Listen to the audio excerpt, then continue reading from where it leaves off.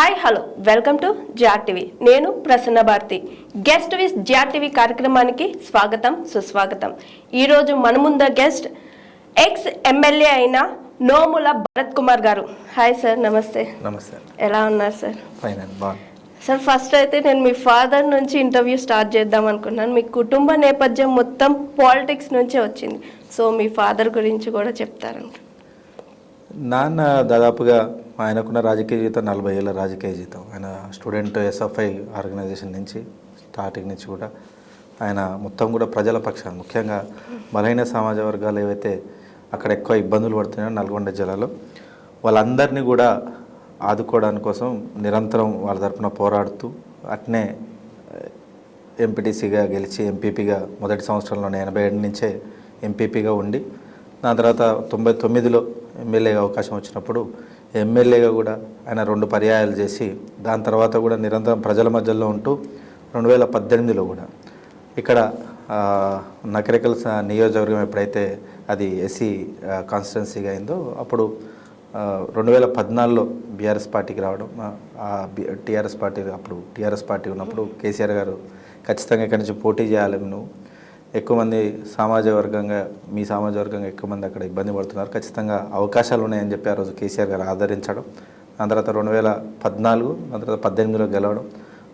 అప్పటిదాకా కూడా నిరంతరం ఎప్పుడు కూడా ప్రజల మధ్యలో ఉంటూ ఎవరికి ఏ సమస్య వచ్చినా 24 గంటలు ఆయనకు తెలిసినవి 2 ఒకటి పొలాలు, ఉదయాన్నే లేస్తారు 4 గంటలకు పొలాల దగ్గరికి వెళ్తారు. దాని తర్వాత జనాలు, కుటుంబానికి చాలా తక్కువ సమయం ఇచ్చేది. మేము కూడా ఎప్పుడు కూడా ఇబ్బంది పడలేదు, ఎందుకంటే నిరంతరం ఆయన అదే విధంగా చూసినాం.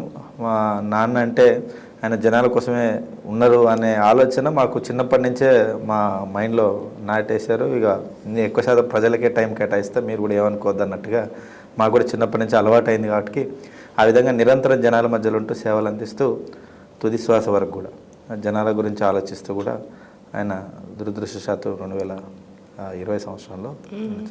ఓకే సార్, అయితే 40 సంవత్సరాల క్రితం నుంచి కూడా నాగార్జున సాగర్ అనేది డెవలప్మెంట్ లేదు. తర్వాత మీ ఫాదర్ వచ్చారు, మీ ఫాదర్ వచ్చిన తర్వాత మీ ఫాదర్ ఎక్స్పైర్ అయిన తర్వాత మీరు వచ్చారు.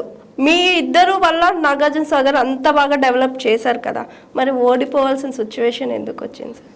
అంటే మేమిద్దరమే డెవలప్ చేసినామని మేము అనము.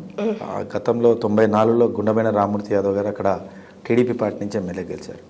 మేము అనేది ఏంటంటే జానారెడ్డి గారు హయాంలో ఉన్న ఆయన మంత్రిగా ఎమ్మెల్యేగా ఉన్నంత కాలం ఆయన ఎప్పుడు కూడా ప్రజలకు ఏ విధంగా కూడా, ఒకవైపు కనీసం డిగ్రీ కాలేజ్ తేవాలన్న ఆలోచన రాకపోవడం, ఒక బస్ డిపో కనీసం పిల్లలు ఉదయాన్నే బయలుదేరాలంటే సొంతంగా ఆయన దాదాపుగా 19 ఏళ్ళు మంత్రిగా మిగతా పర్యాయాలన్నీ కూడా ఎమ్మెల్యేగా ఉన్నా కానీ ఆయన ఒక ముఖ్యమంత్రి హోదాలో కాంగ్రెస్ పార్టీలో నడుస్తున్నటువంటి వ్యక్తి. అట్లాంటి ఆయనకు ఒక డిగ్రీ కాలేజ్ చేయడం చాలా ఈజీ. ఒక డిపో తీసుకొచ్చి కనీసం అక్కడ కాలేజీ లేకపోతే ఉదయాన్నే లేచి కాలేజీ వెళ్ళాలనుకున్నా కానీ అక్కడ బస్సులు అందుబాటులో ఉండవు. సో ఏ విధంగా కూడా ఒకవైపు హాస్పిటల్ని పునరుద్ధరించకపోవడం, ఇప్పటికీ మీకు అంటే కేసీఆర్ గారు నేనున్న టైంలో నాన్నగారు పెట్టిన డిమాండ్లకు కేసీఆర్ గారు నేను గెలిచిన తర్వాత ప్రతి ఒక్కటి ఆర్డర్ చేసిన దాదాపు 4 మేజర్ మండలాలకు ఎవరైనా చనిపోతే మేము ఇప్పటికీ వేరే నియోజకవర్గం మిర్యాలు కూడా నల్గొండ తీసుకెళ్తాం. మా దగ్గర కనీసం పోస్ట్ మార్టం కూడా చేయరు. సో పోస్ట్ మార్టం చేయాలంటే మళ్ళీ మాచర్ల బార్డర్లో ఉన్నటువంటి కమలా నెహ్రూ హాస్పిటల్లో అంత దూరం వెళ్ళాలి. అక్కడ దాకా వెళ్ళడం ఎందుకని చెప్పేసి ప్రతి ఒక్కరు కూడా అయితే మిర్యాలు కూడా లేకపోతే నల్గొండ వెళ్ళే పరిస్థితి. ఏ విధంగా కూడా అన్ని రంగాలలో తలాపనే కృష్ణ ఉన్నా కానీ మొదటి మేజర్ అయినటువంటి రాజవరానికి నీళ్ళు అందించలేకపోయినాడు. వరద కాలువ పేరుతోటి 94లో గుండమైన రామ్మూర్తి యాదవ్ గారు వరద కాలువ తీసి దాన్ని ప్రారంభిస్తే 5 ఏళ్ల తర్వాత మళ్ళీ ప్రజలు తీర్పుతో ఆయన ఓడిపోతే దాన్ని మళ్ళా 2017 వరకు కూడా దాన్ని పూర్తి చేయలేని పరిస్థితి జానారెడ్డి గారిది. 2017లో కన్నా ముందు ఆ 2 సంవత్సరాలలో మళ్ళా కేసీఆర్ గారి దృష్టికి మా నాన్నగారు గుండమైన రామ్మూర్తి యాదవ్ అప్పటికి ఇంకా బతికున్నారు. ఆయన మా మంత్రి గారి సాయంతో, అప్పుడున్నటువంటి మా మంత్రి జగదీశ్వర్ రెడ్డి గారి సాయంతో కేసీఆర్ గారి దగ్గర దృష్టి తీసుకెళ్తే దాన్ని పూర్తి చేయడం జరిగింది. ఇట్లా 94లో ఆయన చేసింది పూర్తి చేసినాం. నిరంతరం మీరు అన్నట్టుగానే అన్ని రకాలుగా అభివృద్ధి చేసినాం.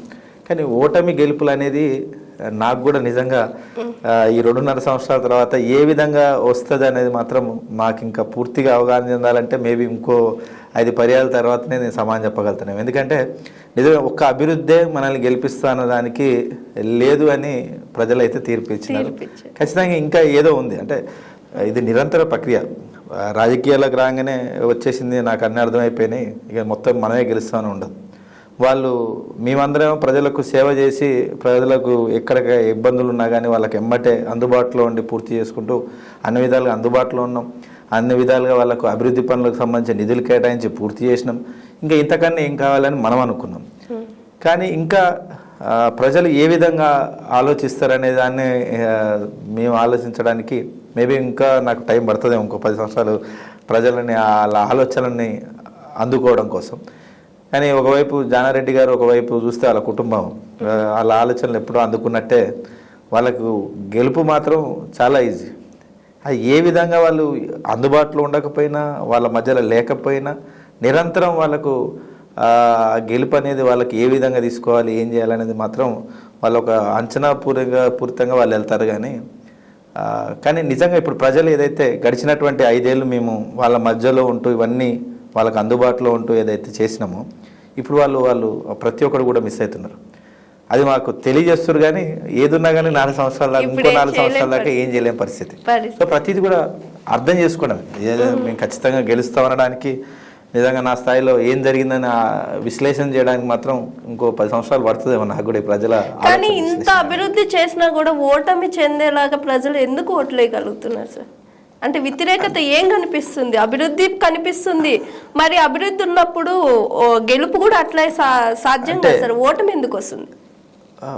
నాకున్నటువంటి ఆలోచనతోటి నాకు ఎదురైనటువంటి సంఘటనల గురించి నా ద్వారా నేను తెలుసుకుంది ఏంటంటే, ఒకటి అభివృద్ధి చేసుకుంటూ పోయినాం, జనంలో ఉన్నాం, నిరంతరం రైతుల పక్షాన ప్రజల పక్షాన బలహీన సామాజిక వర్గ పక్షాన నిలిచినాం. కానీ ప్రజలు అనేవాళ్ళు ఏంటంటే ఆటోమేటిక్గా అవతల ఇంకో నాయకుడు అనేవాడు వచ్చి ఇంకా ఏదో ఉంది, ఎక్కడ చిన్న లొసు దొరికినా కానీ దాన్ని మసిపూసి మారేడికాయ చేయడం అంటారు కదా, ఆ విధంగా రేవంత్ రెడ్డి సర్కారు ఆ టైంలో అప్పుడు రేవంత్ రెడ్డి టీం మొత్తం కూడా ప్రతిదాన్ని కూడా భూతద్దంలో పెట్టి చూపిస్తూ అంతకు మించి చేయొచ్చు అనే ఒక ఆశని ప్రజల్లో రేకెత్తించారు. ఏదైనా ఒకటి మించి పెడతా, కళ్యాణ లక్ష్మి ఇస్తున్నారు, తులం బంగారం పెడతా, రైతు బంధు 10,000 ఇస్తుండు, 15,000 ఇస్తా, 2,000 పింఛన్ చేసిండు, 200 నుంచి కేసీఆర్ నేను 4,000 చేస్తా, ఇవన్నీ వస్తాయేమో, నిజంగా ఇవన్నీ చేయొచ్చేమో అనే ధోరణి నుంచి ఇవన్నీ మేము కూడా చేస్తాం కదా అని మేమన్న క్రమంలో లేదు ఇది కుటుంబ పాలన అని చెప్పేసి తప్పుదోవ పట్టించడం. నిజంగా కాంగ్రెస్ పార్టీలో నిజమైన కుటుంబ పాలన అంటే కాంగ్రెస్ పార్టీలో ఉంది. కానీ మేము ఇవన్నీ కూడా పట్టించుకోలేదు. ఎందుకంటే ప్రజల సమస్యలను పట్టించుకుంటూ పోతే, వాళ్ళకి సేవ చేసుకుంటూ పోతే ఇవన్నీ కూడా పట్టించుకోరు. ఎందుకంటే వాళ్ళు ఇప్పుడు జరుగుతున్న అభివృద్ధి చూస్తున్నారు, వాళ్ళకి జరుగుతున్నటువంటి ప్రతి ఒక్క మేము ఏ విధంగా వాళ్ళ ప్రజల మధ్యలో ఉన్నా చూస్తున్నారు. కాబట్టి ఇవన్నీ నమ్మరేమో అని మేము అనుకున్నాం. కానీ ఆయన అబద్ధాన్ని చాలా అందంగా తీర్చిదిద్ది ప్రజల మనసులో నాటగలిగింది రేవంత్ రెడ్డి. తద్వారా ఏమైందంటే ప్రజలు ప్రతిదాన్ని నమ్మిరు. ఆ నమ్మడం కారణం ఒకటైతే ఖచ్చితంగా మిగతా కొన్ని మేము తీసుకున్నటువంటి సంక్షేమ పథకాలు కూడా ఒకేసారి అందరికి అందాలని ప్రజలకు ఉండడం, ఒకేసారి అందరికీ అందాలి, బీసీ బంధు అందరికీ రావాల్సిందే, ఇట్లా చిటికేయగానే మొత్తం రాష్ట్రం అంతా బీసీలకు అందరు రావాలి బీసీ బంధు అనేది, దళిత బంధు అదేవిధంగా ఒకేసారి అందరికి రావాలని ఆలోచించడం. ప్రభుత్వం దగ్గర ఉన్న సంపద ఆయన కేసీఆర్ గారికి ఉన్న మేధస్సుతోటి చాలా పక్కాగా ఒక ప్రణాళికబద్ధంగా ప్రతి ఒక్కరికి కూడా పంచగలిగాడు, అన్ని సామాజిక వర్గాలకు కూడా పంచగలిగాడు. చాలా తెలివి ఉండాలి దీనికి, అంత తెలివిగా నడుపుకు రావాలంటే. చూస్తున్నాం గత 8 నెలల్లో. ఆ రోజేమో మీరు ఏ విధంగా పరిపాలన చేస్తారంటే మాదేముంటుంది సార్, గుంపు మేస్త్రిని మొత్తం వాళ్ళే పని చేస్తారు, మేము ఏమైనా సంతకాలు పెట్టడమే అన్నాడు. మరి ఇప్పుడు అధికారులు చెప్పింది కూడా పట్టించుకోలేకపోతుంటారు కేసీఆర్ మన రేవంత్ రెడ్డి గారు. అధికారులు చెప్పింది కూడా పట్టించుకోవట్లేదంట రేవంత్ రెడ్డి గారు. మేము చాలా ఇప్పుడు నిన్నటి మొన్న మాకు ఈ వర్షాలకు కాలువ తెగిపోయిన కాడ మాకు రాజవరం మేజర్కి నీళ్ళు అందట్లేమంటే 2 సలహాలు సూచనలు చేసినాం. సార్ మాకు కూడా తెలుసు సార్, కానీ పైన వాళ్ళు నమ్మరు, వినట్లేరు. మరి ఉన్నాడు కదనే ఆ ఎమ్మెల్యేతో చెప్పించి ఆయన రోజు అక్కడనే ఉంటాడు కదా చెప్పొచ్చు అంటే, సార్ వినట్లేరు సార్. మేమున్న క్రమంలో ఒకవైపు నాన్నగారికి ఉన్న అవగాహనతో ఆయన చాలా సీనియర్ మోస్ట్ నాయకుడుగా ఆయనే చేసేది. నేనేమో కింద ఎవరైతే అధికారులు ఉంటారో వాళ్ళని ఎప్పటికప్పుడు పిలిపించుకునేది. దీనికి ఏ విధంగా చేయొచ్చు, ఏం చేస్తే దీనికి వీళ్ళకి న్యాయం చేయగలుగుతామన్నా వాళ్ళు చెప్పింది తక్షణమే మంత్రి గారి ద్వారా నేను వెంబటే కేసీఆర్ గారికి తెలియజేయడం తక్షణమే అయిపోయాయి ప్రతి ఒక్కటి.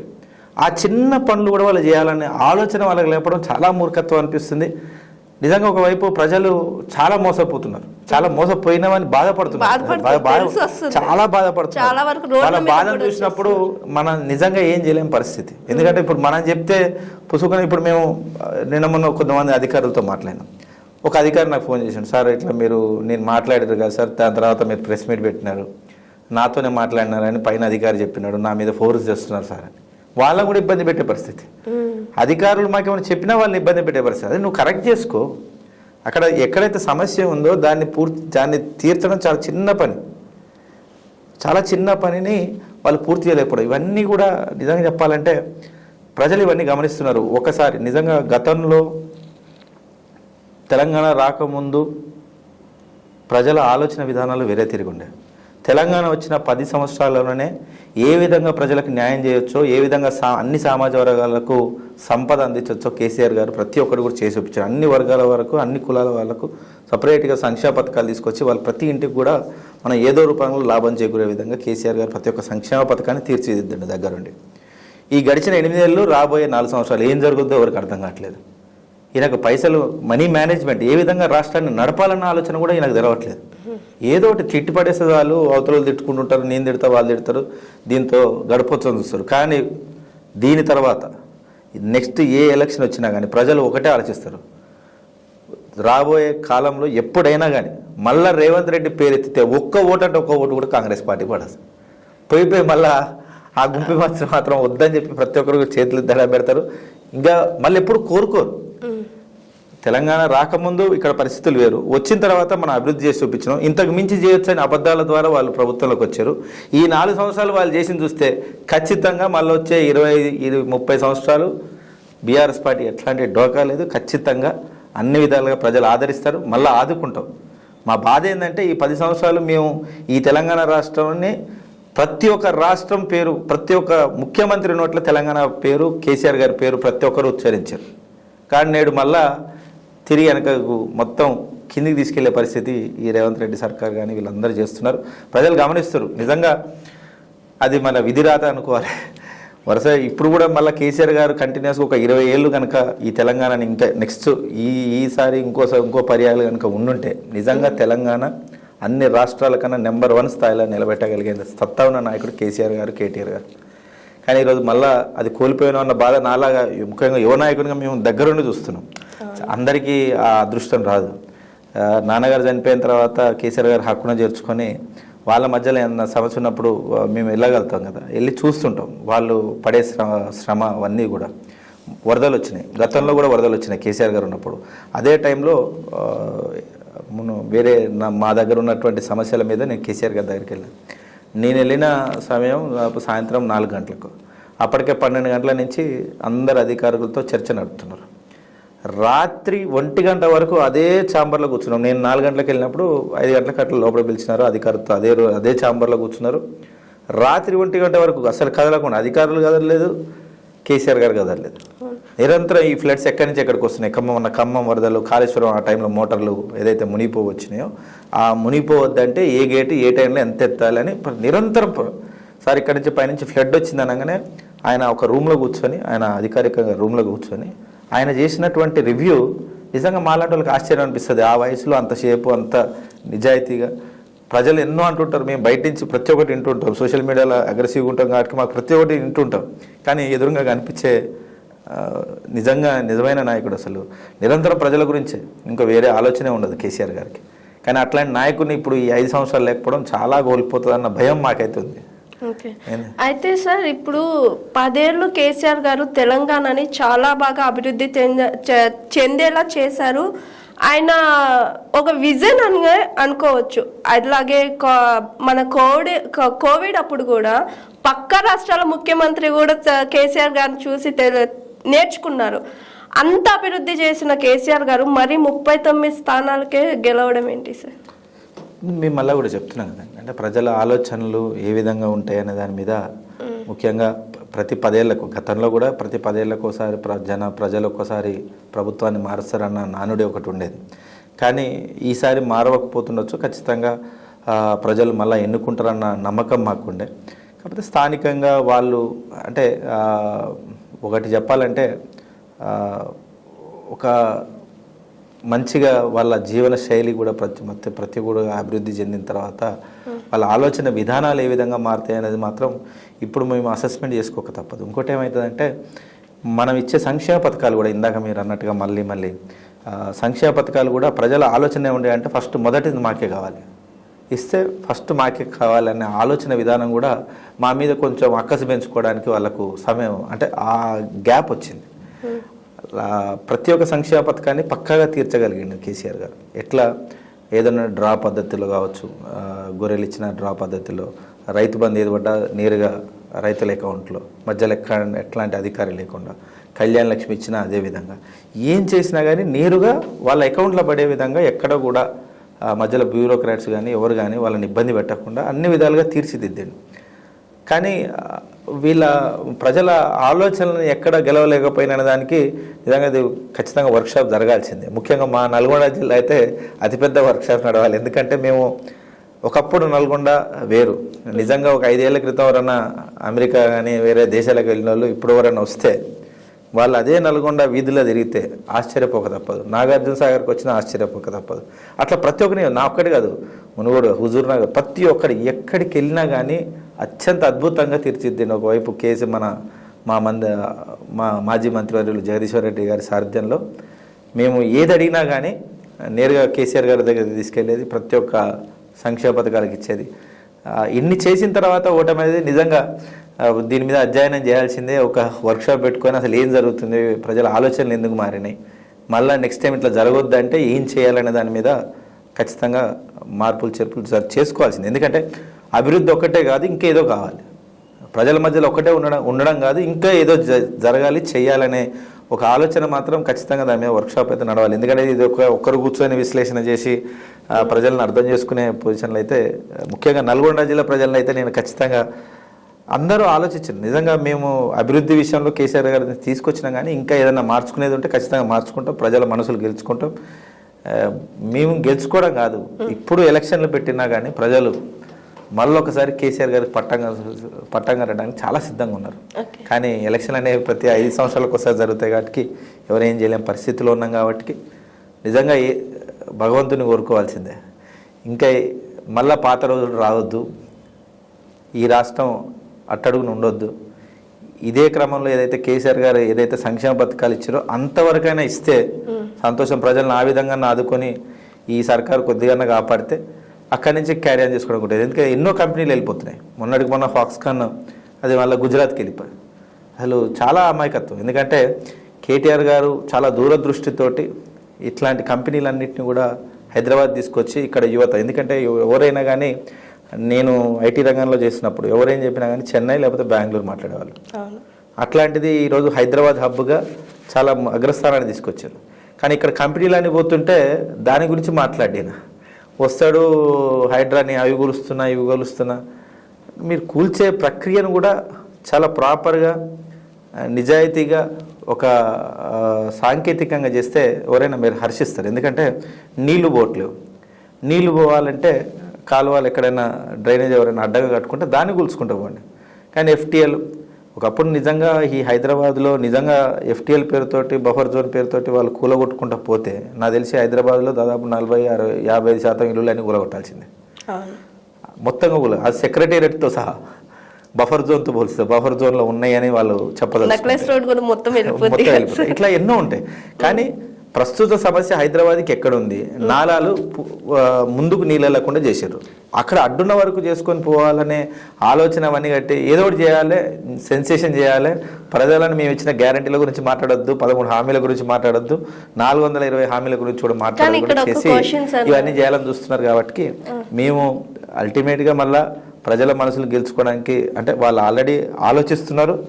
మేము మళ్ళీ కూడా ఇంకేమైనా దాని మీద అధ్యయనం చేసి ఖచ్చితంగా ముందుకెళ్ళే ప్రయత్నం చేస్తాం. అయితే మీ మాటలోనే హైడ్రా వచ్చింది కదా సార్, హైడ్రా అనేది ఓన్లీ నాగార్జున కోసమే తీసుకువచ్చి ఆయన కన్వర్సేషన్ కూల్చడానికే తీసుకొచ్చారు. ఏదో రోడ్డు మీద అడ్డం లేకపోయినా కొన్ని కూల్చేసి దాన్ని అక్కడితో భూస్థాపితం చేస్తారు హైడ్రా అనేది అంటున్నారు. అది ఎంతవరకు నిజం అనుకోవచ్చు సార్?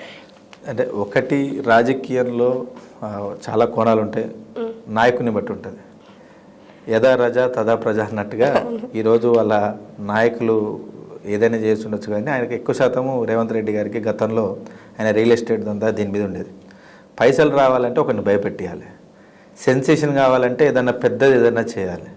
సెన్సేషన్ ఇప్పుడు పెద్దది చేయాలంటే గతంలో వాళ్ళకి ఏదో ఆర్డర్ ఉందన్నమాట, వాళ్ళు చెప్పారు, కానీ ఆదివారం రోజు వస్తారు, ఎప్పుడైనా శనివారం ఆదివారం సెలెక్ట్ చేసుకుంటారు, కోర్టుకు వెళ్లకుండా సెలెక్ట్ చేసుకున్నారు, మొత్తంగా కూలగొట్టారు.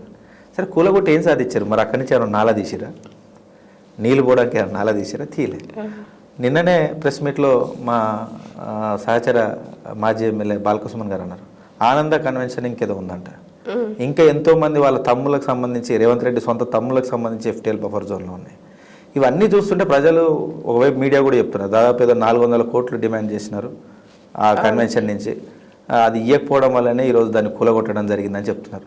ఒకవైపు వాళ్ళు నిజం లేదనిపించవచ్చు, మేము అది నిజం అని చెప్తే మేము ప్రతిపక్ష పార్టీ కాబట్టి అంటున్నారని చెప్పవచ్చు. కానీ ఈ హోల్ సంభాషణలో వాళ్ళు ఇచ్చిన గ్యారెంటీల గురించి, 13 హామీల గురించి పక్కదారి పడుతున్నాయని మా బాధ. ఒకవైపు ఇవన్నీ చేస్తున్నారు, నాగార్జునతో పాటు అట్టడుగు సమాజ వర్గాలు ఎక్కడెక్కడైతే గుడిసెలు వేసుకొని చిన్న చిన్న రేకుల షెడ్లు వేసుకొని వాళ్ళు ఒక మహబూబ్ నగర్ జిల్లా, ఇదే తెలంగాణ సంబంధించి ఎంతోమంది గుడిసెలు వేసుకొని రేకులు వేసుకొని వాళ్ళు పొట్టగుడి కోసం ఇక్కడికి వచ్చి పని చేసుకుంటున్న వాళ్ళ ఇల్లులు కూలగొట్టాడు.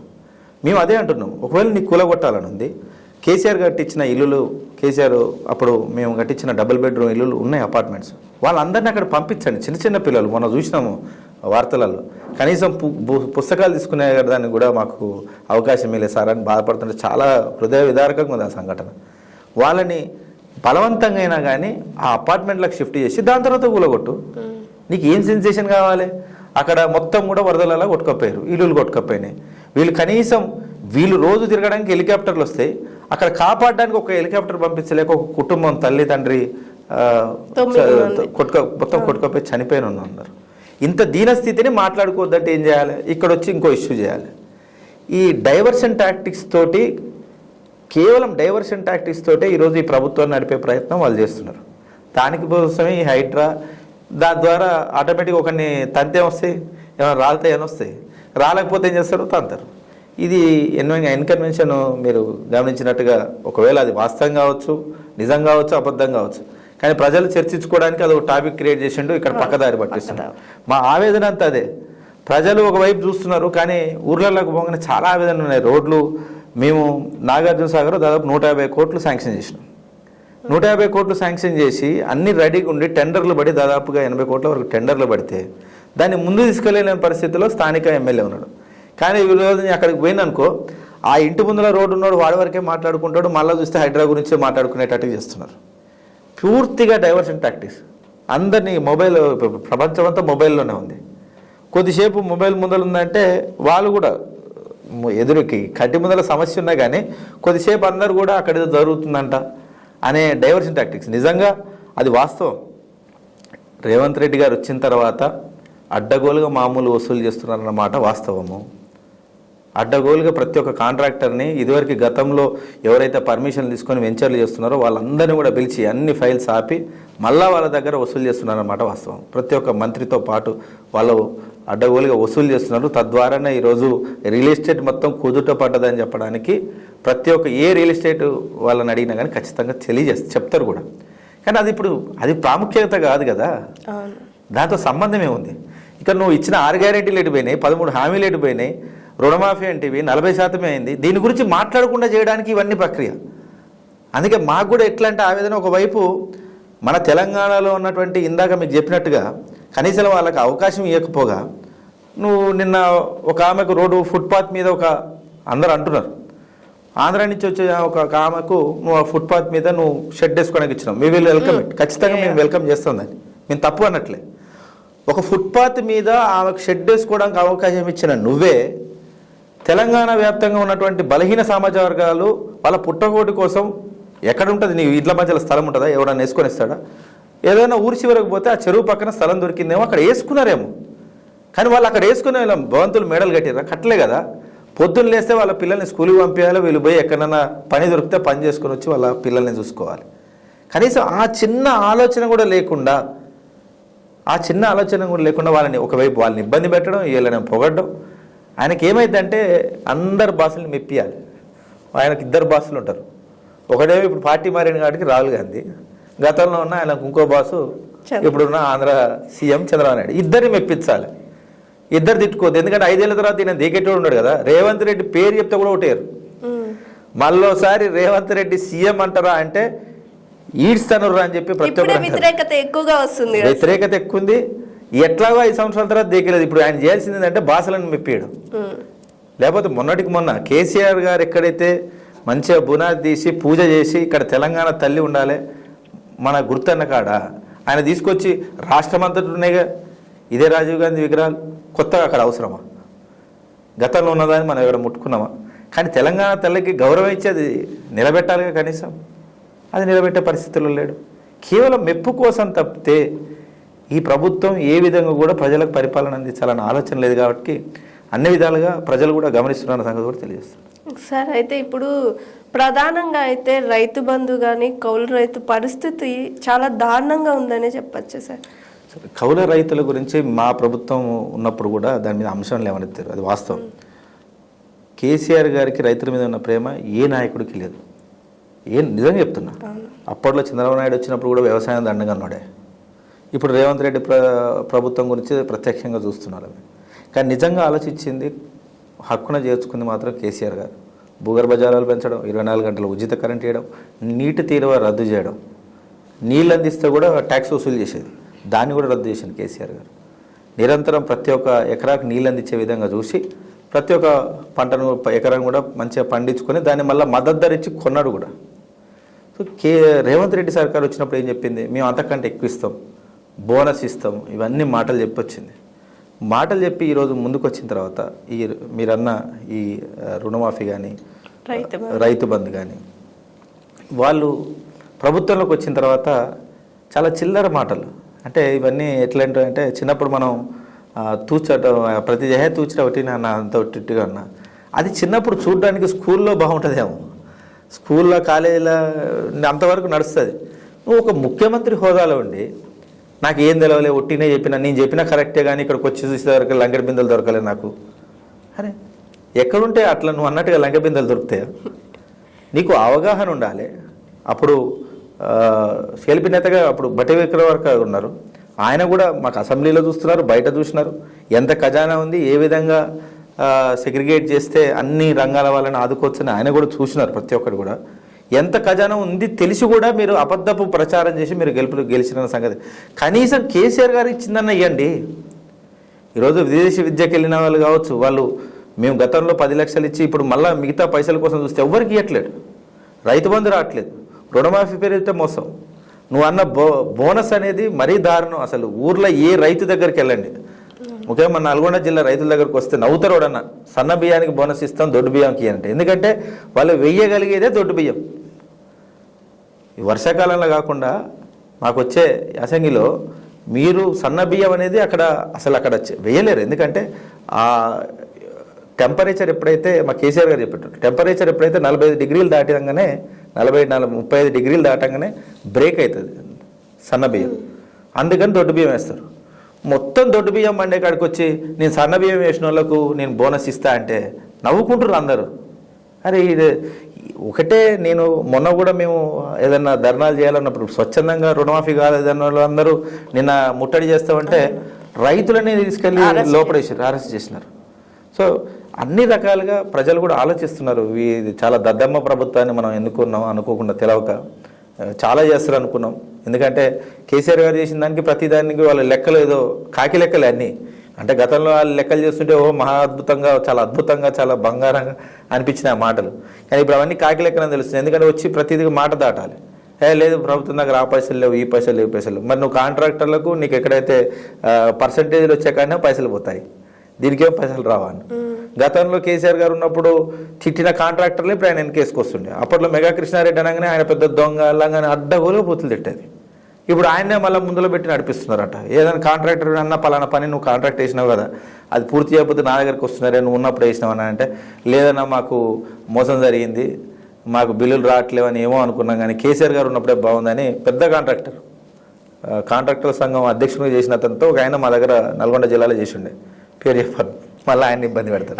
ఫోన్ చేసి సార్ ఇక్కడ రోడ్లు వేసినారు, నేను ఉన్నప్పుడే టెండర్ జరిగింది కదా, మీరు ఎందుకు పూర్తి చేయట్లేదు అంటే, సార్ నిజంగా చెప్పాలంటే పెనం మించి పోయి పొయ్యిలో పడ్డట్టు అయింది సార్ మా పరిస్థితి, చాలా దయనీయంగా ఉంది సార్ అని చెప్పేసి ఆయన చెప్తుంటే బాధ అనిపిస్తుంది. ప్రతి ఒక్కరు అన్ని రంగాల వాళ్ళు, అన్ని కులాల వాళ్ళు, అన్ని మతాల వాళ్ళు రేవంత్ రెడ్డి సర్కార్ వచ్చిన తర్వాత మోసపోయినారు, ఇది వాస్తవము. వాళ్ళు గమనించి కూడా గమనించినట్టుగా చేసి అంటారు కదా, నిద్రపోయేటోని లేకపోతే లేరా అంటే ఇక నటిస్తున్నాడు. ఇక నటించమని ఒక 4 సంవత్సరాలు నటిస్తారు, మళ్ళీ జీవితాంతం గెలిపారు మళ్ళీ ఆయన. అది మాత్రం వాస్తవం. అయితే నిజంగా అయితే తెలంగాణ ఇప్పుడు కాంగ్రెస్ గవర్నమెంట్ రైతుల్ని చాలా చిన్న చూపుగా చూస్తుంది సార్. ఎందుకంటే రైతే రాజు అంటారు. అలాంటి రైతుల్ని మీరు చూడొచ్చు, నిన్న అరెస్ట్ చేయడం కానీ, సూసైడ్ చేసుకుంటే ఆయన పురుగుల మందు టేస్ట్ ఉందా లేదా అని తాగి చనిపోయినాడు అని కూడా ఇలాంటి మాటలు అన్నారు. సో ఇంత రైతుల మీద ఇంత చిన్న చూపు ఎందుకు సార్ ఇప్పుడున్న కాంగ్రెస్ గవర్నమెంట్కి? మనం ఒకటే అర్థం చేసుకోవాలండి, మళ్ళా ఆయన వచ్చింది ఒక రైతు ఒక కష్టాలు తెలిసినోడు కాదు. ఆయన స్టార్టింగ్ నుంచి కూడా ఒక బిజినెస్ ఓరియంటెడ్గా ఒక్కొక్క ఎమ్మెల్యేలు గతంలో ఆయన జానారెడ్డి తనయులతోటే దగ్గర కలిసి, అంటే వాళ్ళ కింద కలిపి వాళ్ళతో కలిసి కంబైన్డ్గా ఈ రియల్ ఎస్టేటు, ఈ ల్యాండ్స్ వ్యాపారాలు చేసుకుంటా ఒక్కొక్క అంచెలు ఎదుక్కుంటా మంచిగా ఎమ్మెల్యే అయ్యిండు. దాని తర్వాత నన్ను అడిగితే ఎంపీగా అయ్యిండు, దాని తర్వాత నేరుగా సీఎం అయ్యాడు. ఆయన ఉన్నటువంటి రాజకీయ చరిత్ర కావచ్చు, లేకపోతే ఆయన పెరిగిన విధానం కావచ్చు, ఎక్కడ కూడా రైతులు లేరు ఆయనకు. ఏ విధంగా మాటలతోటి బురుడి కొట్టించవచ్చు అది నేర్చుకున్నాడు తప్ప ఈ విధంగా ఎక్కడ లేదు. ఎందుకంటే ఆయన పాత ఇంటర్వ్యూలు ఆయన గెలిచిన తర్వాత చూసారు చాలామంది. ఆయన గతంలో ఇచ్చిన ఇంటర్వ్యూలన్నీ ఆయన గెలిచిన తర్వాత చాలామంది చూశారు. ఆ ఇంటర్వ్యూలో ప్రతి ఒక్కటి చూడు, ఆయన తేటతెల్లంగా చెప్పిండు, మేము ఏదైనా అబద్ధాలు మాట్లాడాలి, జనాలకు అవే ఇస్తాం. ఒకవేళ వాళ్ళు ఏదైనా అడిగితే వాళ్ళే మాకు పైసలు ఇస్తారు, అవే పైసలు తిరిగి ఇస్తాం. ప్రతి ఒక్కటి తేటతెల్లంగా క్లియర్గా ఆయన క్లారిటీగానే ఉన్నాడు. కానీ ఆయన అదే చెబుతూనే చాలా అందంగా ప్రతి ఒక్క మాటను తీర్చిదిద్ది, ప్రతి అబద్ధాన్ని చాలా అందంగా తీర్చిదిద్ది ప్రజల మనసులకు ఎక్కించగలిగిండు. తద్వారా ఈరోజు ప్రజలు చాలా ఇబ్బంది పడుతున్నారు. ఏ మాట కా మాట ఇందాక చెప్పిన ప్రతి ఒక్క సన్నివేశంలో కూడా ప్రజలు ఇబ్బంది పడుతున్నారని ఎందుకు అనిపించట్లేదని మాకు నిజంగా బాధ అనిపిస్తుంది. ఎందుకంటే ప్రజల మధ్యలో తిరిగి నేను 2.5 సంవత్సరాలు తిరిగింది. నేనే ఎంతోమందిని దగ్గరుండి వాళ్ళ ఆవేదనలను చూసినాను. ఇంత తెలిసి కూడా వాళ్ళు అంత ఆవేదన పడతారని తెలిసి కూడా ఇంత ఘోరంగా ఎట్లా వాళ్ళు ఉండగలుగుతున్నారు, అట్లా వ్యంగ్యంగా ఆ టేస్ట్ ఎట్లుందో చూడడానికి పురుగుల మందు తీసుకున్నాను అనడం అంటే నిజంగా చాలా దారుణం. అది అన్ని విధాలుగా ప్రజలు ఖచ్చితంగా మళ్ళీ తిరిగి ఎప్పుడు సమాధానం చెప్పుదామని ఎదురు చూస్తున్నారు తప్ప అంతకు మించి చేసేదేం లేకుండా పోయింది. అంతకు మించి చేసేదేం లేకుండా పోయింది. ఒకటి, మేము ప్రతిపక్ష నాయకులుగా మేము ప్రశ్నిస్తాం, ప్రజల పక్షాన పోరాడతాం. ఇది ఖచ్చితంగా చెయ్యాలి, లేకపోతే నువ్వు మోసం చేసినవి జీవితాంతం ఒక చరిత్రలో ఈరోజు ఆయన ముఖ్యమంత్రి సీఎం రేవంత్ రెడ్డి అని రాసుకుంటవచ్చు. కానీ అతి వరస్ట్, అతి దరిద్రపు ముఖ్యమంత్రి అనే ముద్ర పడకుండా చూసుకోరా అని చెప్పే బాధ్యత అయితే మాదే కదా. ఈ 5 ఏళ్ళు గడిచేలోపు ఇంకా మళ్ళీ జీవితంలో ఎన్నాడు ఇట్లాంటి దరిద్రపు ముఖ్యమంత్రి మాకొద్దు, అదొక చీకటి రోజులని ముద్ర పడదనుకోండి, చిరస్థాయిగా ఆయనకు చెడ్డపేరే కదా. అలా ఇంటిల్లిపాది చెడ్డపేరు. ఈరోజు నోముల నరసింహయ్య కొడుకుగా నేను ఎమ్మెల్యేకి వచ్చిన, నా మీద బాధ్యత ఏమని ఉంటుంది?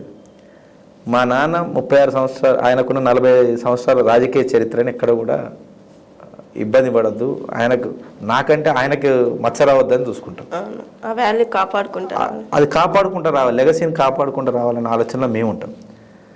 ఎక్కడైనా తప్పు చేస్తే ఏమవుతుంది, అరే మొత్తం పడేసిండ్రా, మొత్తం చండాలం చేసిండ్రా అని అంటారన్న భయం మాకు ఉంటుంది. ఒక ముఖ్యమంత్రి హోదాని దిగదార్చడానికి ఇప్పటికే మేము ఉంటున్నాం. ఆయన మాటలు, ఆయన భాష ఎక్కడేం మాట్లాడో తెలియదు. పిల్లల దగ్గర పోయి బూతులు మాట్లాడతాడు. అదే మన ఇంట్లో చిన్న పిల్లలు ఉన్నప్పుడే మనం అనుకోకుండా తెలిసో తెలియకుండా ఫోన్లో ఉన్నా అంటే కొంచెం దూరం పోయి మీరు లోపలికి పోండి అంటాం. అసలు పిల్లల దగ్గర ఉన్న సోవి కూడా లేకుండా అడ్డగోలుగా మాట్లాడడం, నిజంగా చరిత్ర రాస్తే ఇది ఒక చీకటి రోజులు తెలంగాణ సాధించుకున్న తర్వాత మళ్ళా ఆ 5 సంవత్సరాల పీరియడ్ మాత్రం చాలా చీకటి రోజులు అని ముద్రేయకుండా చూడాలంటే కొంచెం మారండ్రా బాబు. మీకు ఆ గాలి పంకల సోకు కాదు, హెలికాప్టర్లో పోవాలి, ఎటు పోయినా హెలికాప్టర్లో పోవాలి. మంత్రి ఏ మంత్రి అయినా ముఖ్యమంత్రి వెళ్ళినా మేము కూడా ముఖ్యమంత్రితో సమానం. ఈయన ఏమంటాడు, ఏమనలేడు. పుసుకునాలు ఏమనంటే నువ్వు పెద్ద పీకుడు ముఖ్యమంత్రి వాడరని ఈయన భయం, ఈయన భయం.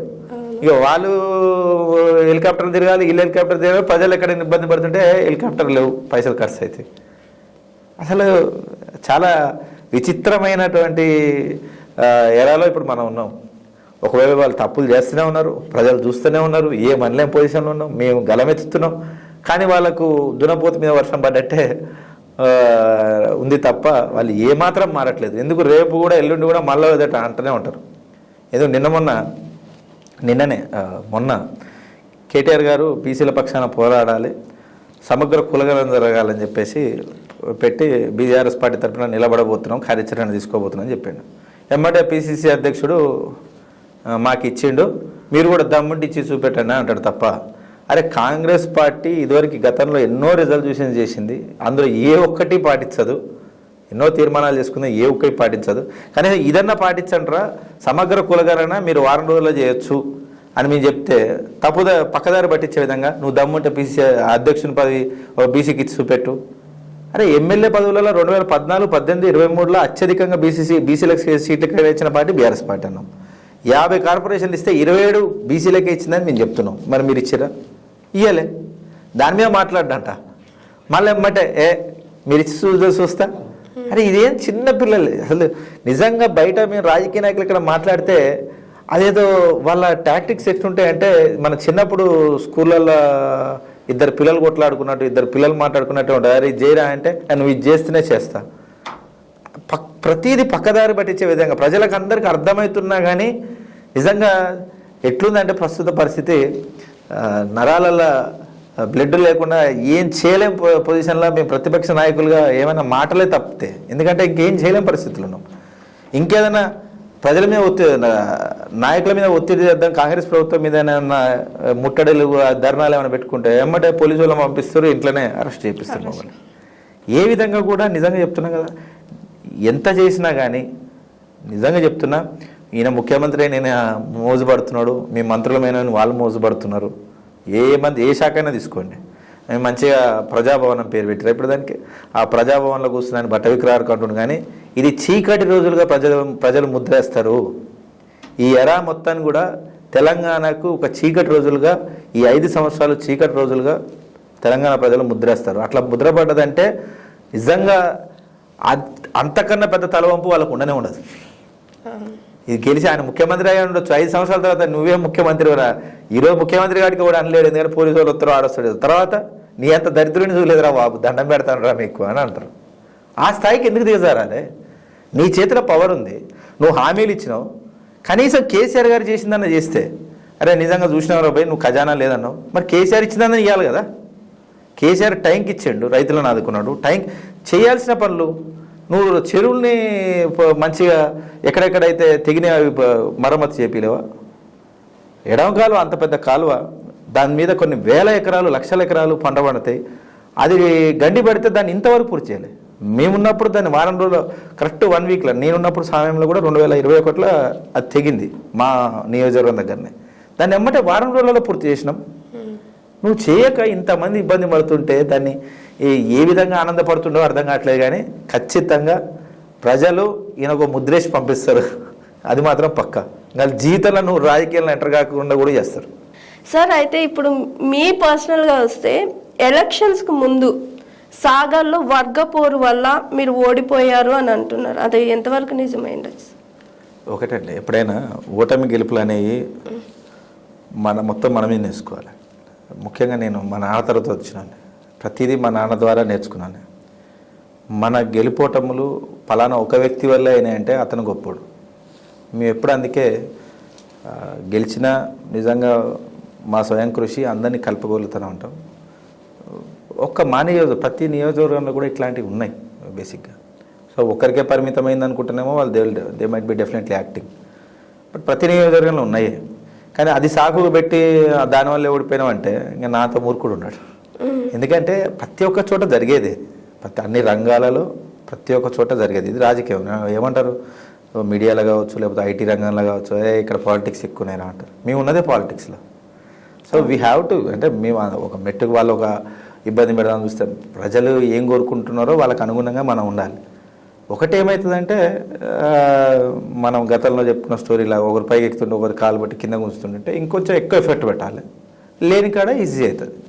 సో ఇవన్నీ మారాలంటే నిజంగా పార్టీలో ఇప్పుడు మన కేటీఆర్ గారు కూడా వివిధ ఇంటర్వ్యూలో మొన్న రీసెంట్ ఇంటర్వ్యూలలో చెప్పినారు, గత 8 నెలల్లో ఇచ్చిన ఇంటర్వ్యూలలో చాలా చోట ఖచ్చితంగా ప్రణాళికబద్ధంగా ఒక సిస్టమేటిక్గా పార్టీని ఏ విధంగా ఒక సెగ్రిగేటెడ్ పద్ధతిలో చాలా దీన్ని పార్టీని తీర్చిదిద్దడానికి వాళ్ళు ముందుకు వస్తున్నారు. కాబట్టి మాకు కూడా నమ్మకం ఉంది ఇట్లాంటివి మళ్ళీ ఇంకా సమస్య పోతాయి. ఎందుకంటే చాలామంది ఎవరైతే ఇట్లా గాలిగా ఉన్నారో వాళ్ళందరూ చాలామంది కూడా చాలా పార్టీలు మారడం కానీ ఇదివరకు ఇట్లా చేయడం కానీ చాలామంది చేసినారు. కాబట్టి మళ్ళా పార్టీ పూర్వవైభవం రావడం కోసం కావచ్చు, ఇంకా మళ్ళీ వచ్చే ఫ్యూచర్లో ఎప్పుడు కూడా ఇట్లాంటి సంఘటనలు పునరావృతం కాకుండా ఖచ్చితంగా ఒక స్టాన్స్ తీసుకొని దీన్ని ప్రణాళికబద్ధంగా నిర్మిస్తారన్న నమ్మకం మాకు కూడా ఉంది. వాళ్ళకు కూడా ఇప్పుడు సమయం దొరికింది, పార్టీకి మాకు సమయం దొరికింది, ఖచ్చితంగా ఆ విధంగా చేస్తాం.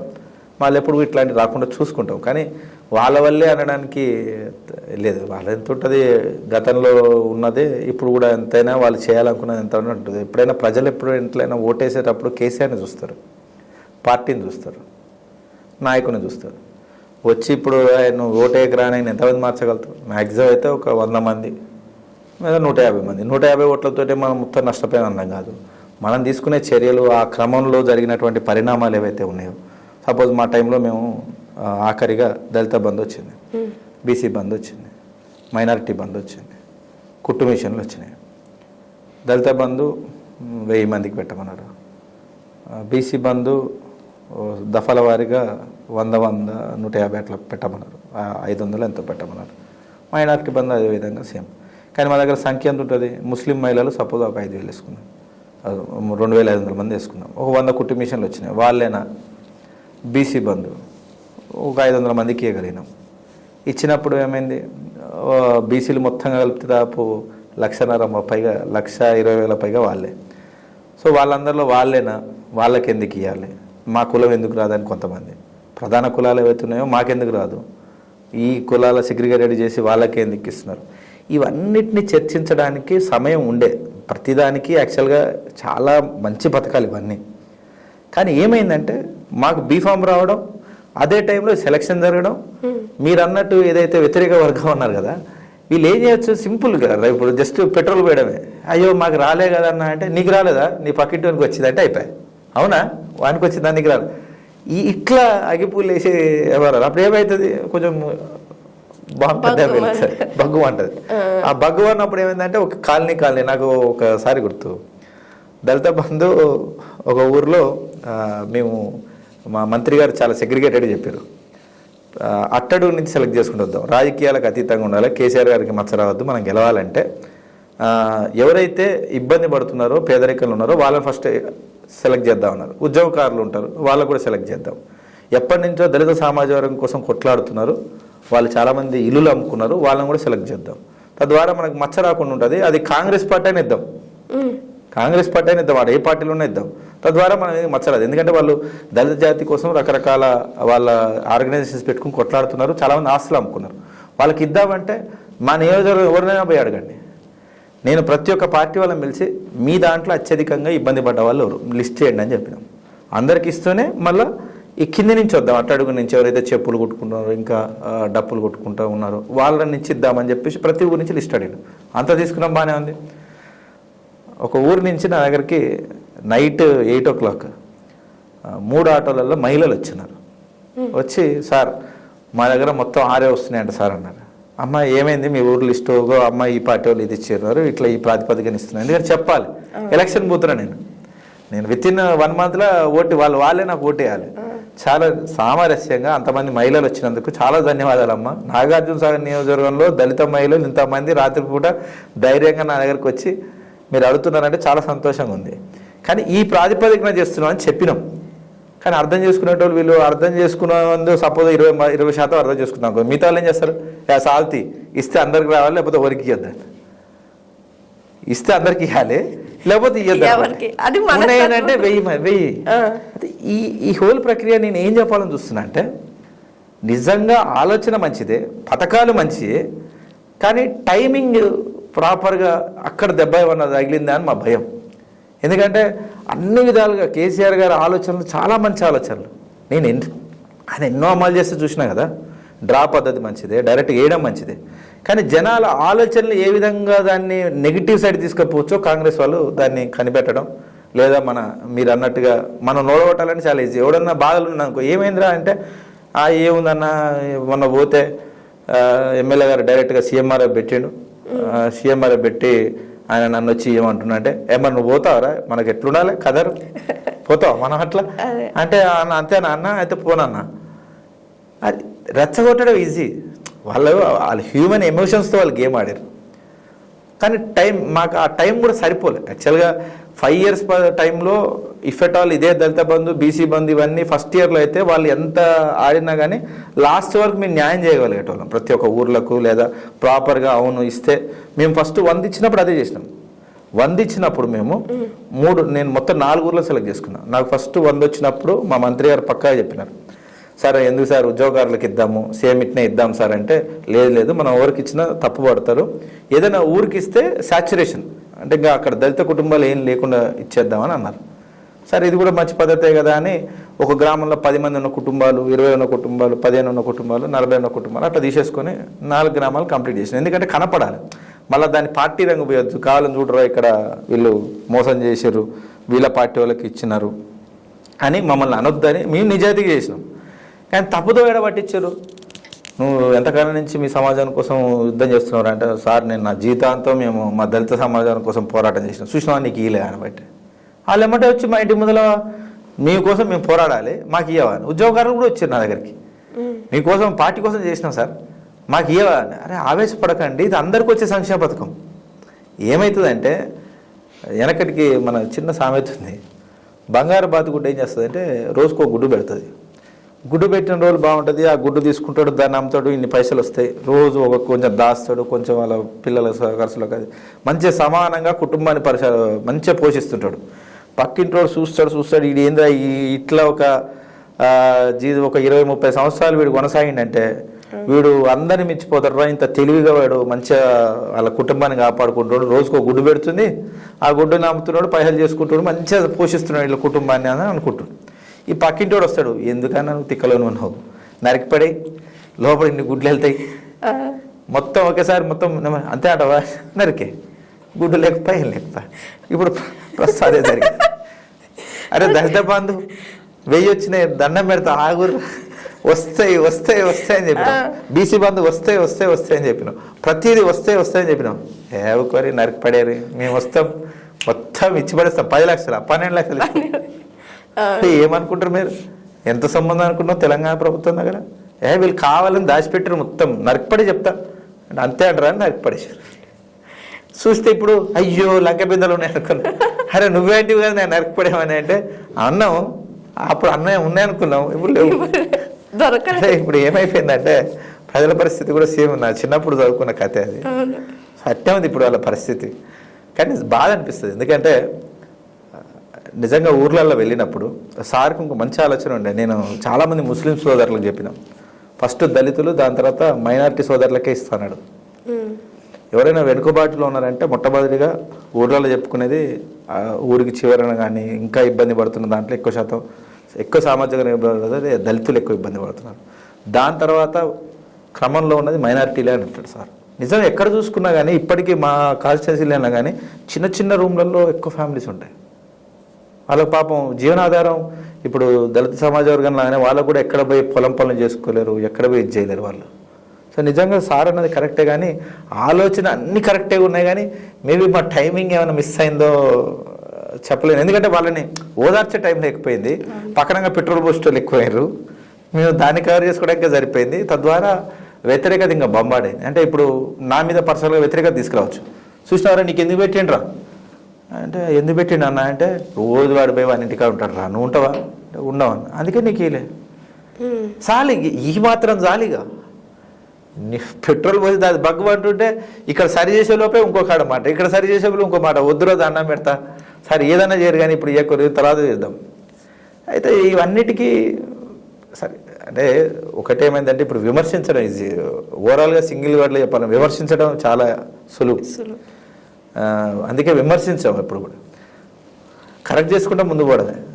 జరిగిపోయింది, ప్రజల్ని అట్లా తప్పుదో బట్టి గడిగారు, బంగారు బాతుకుడు. సో జరిగిపోయింది.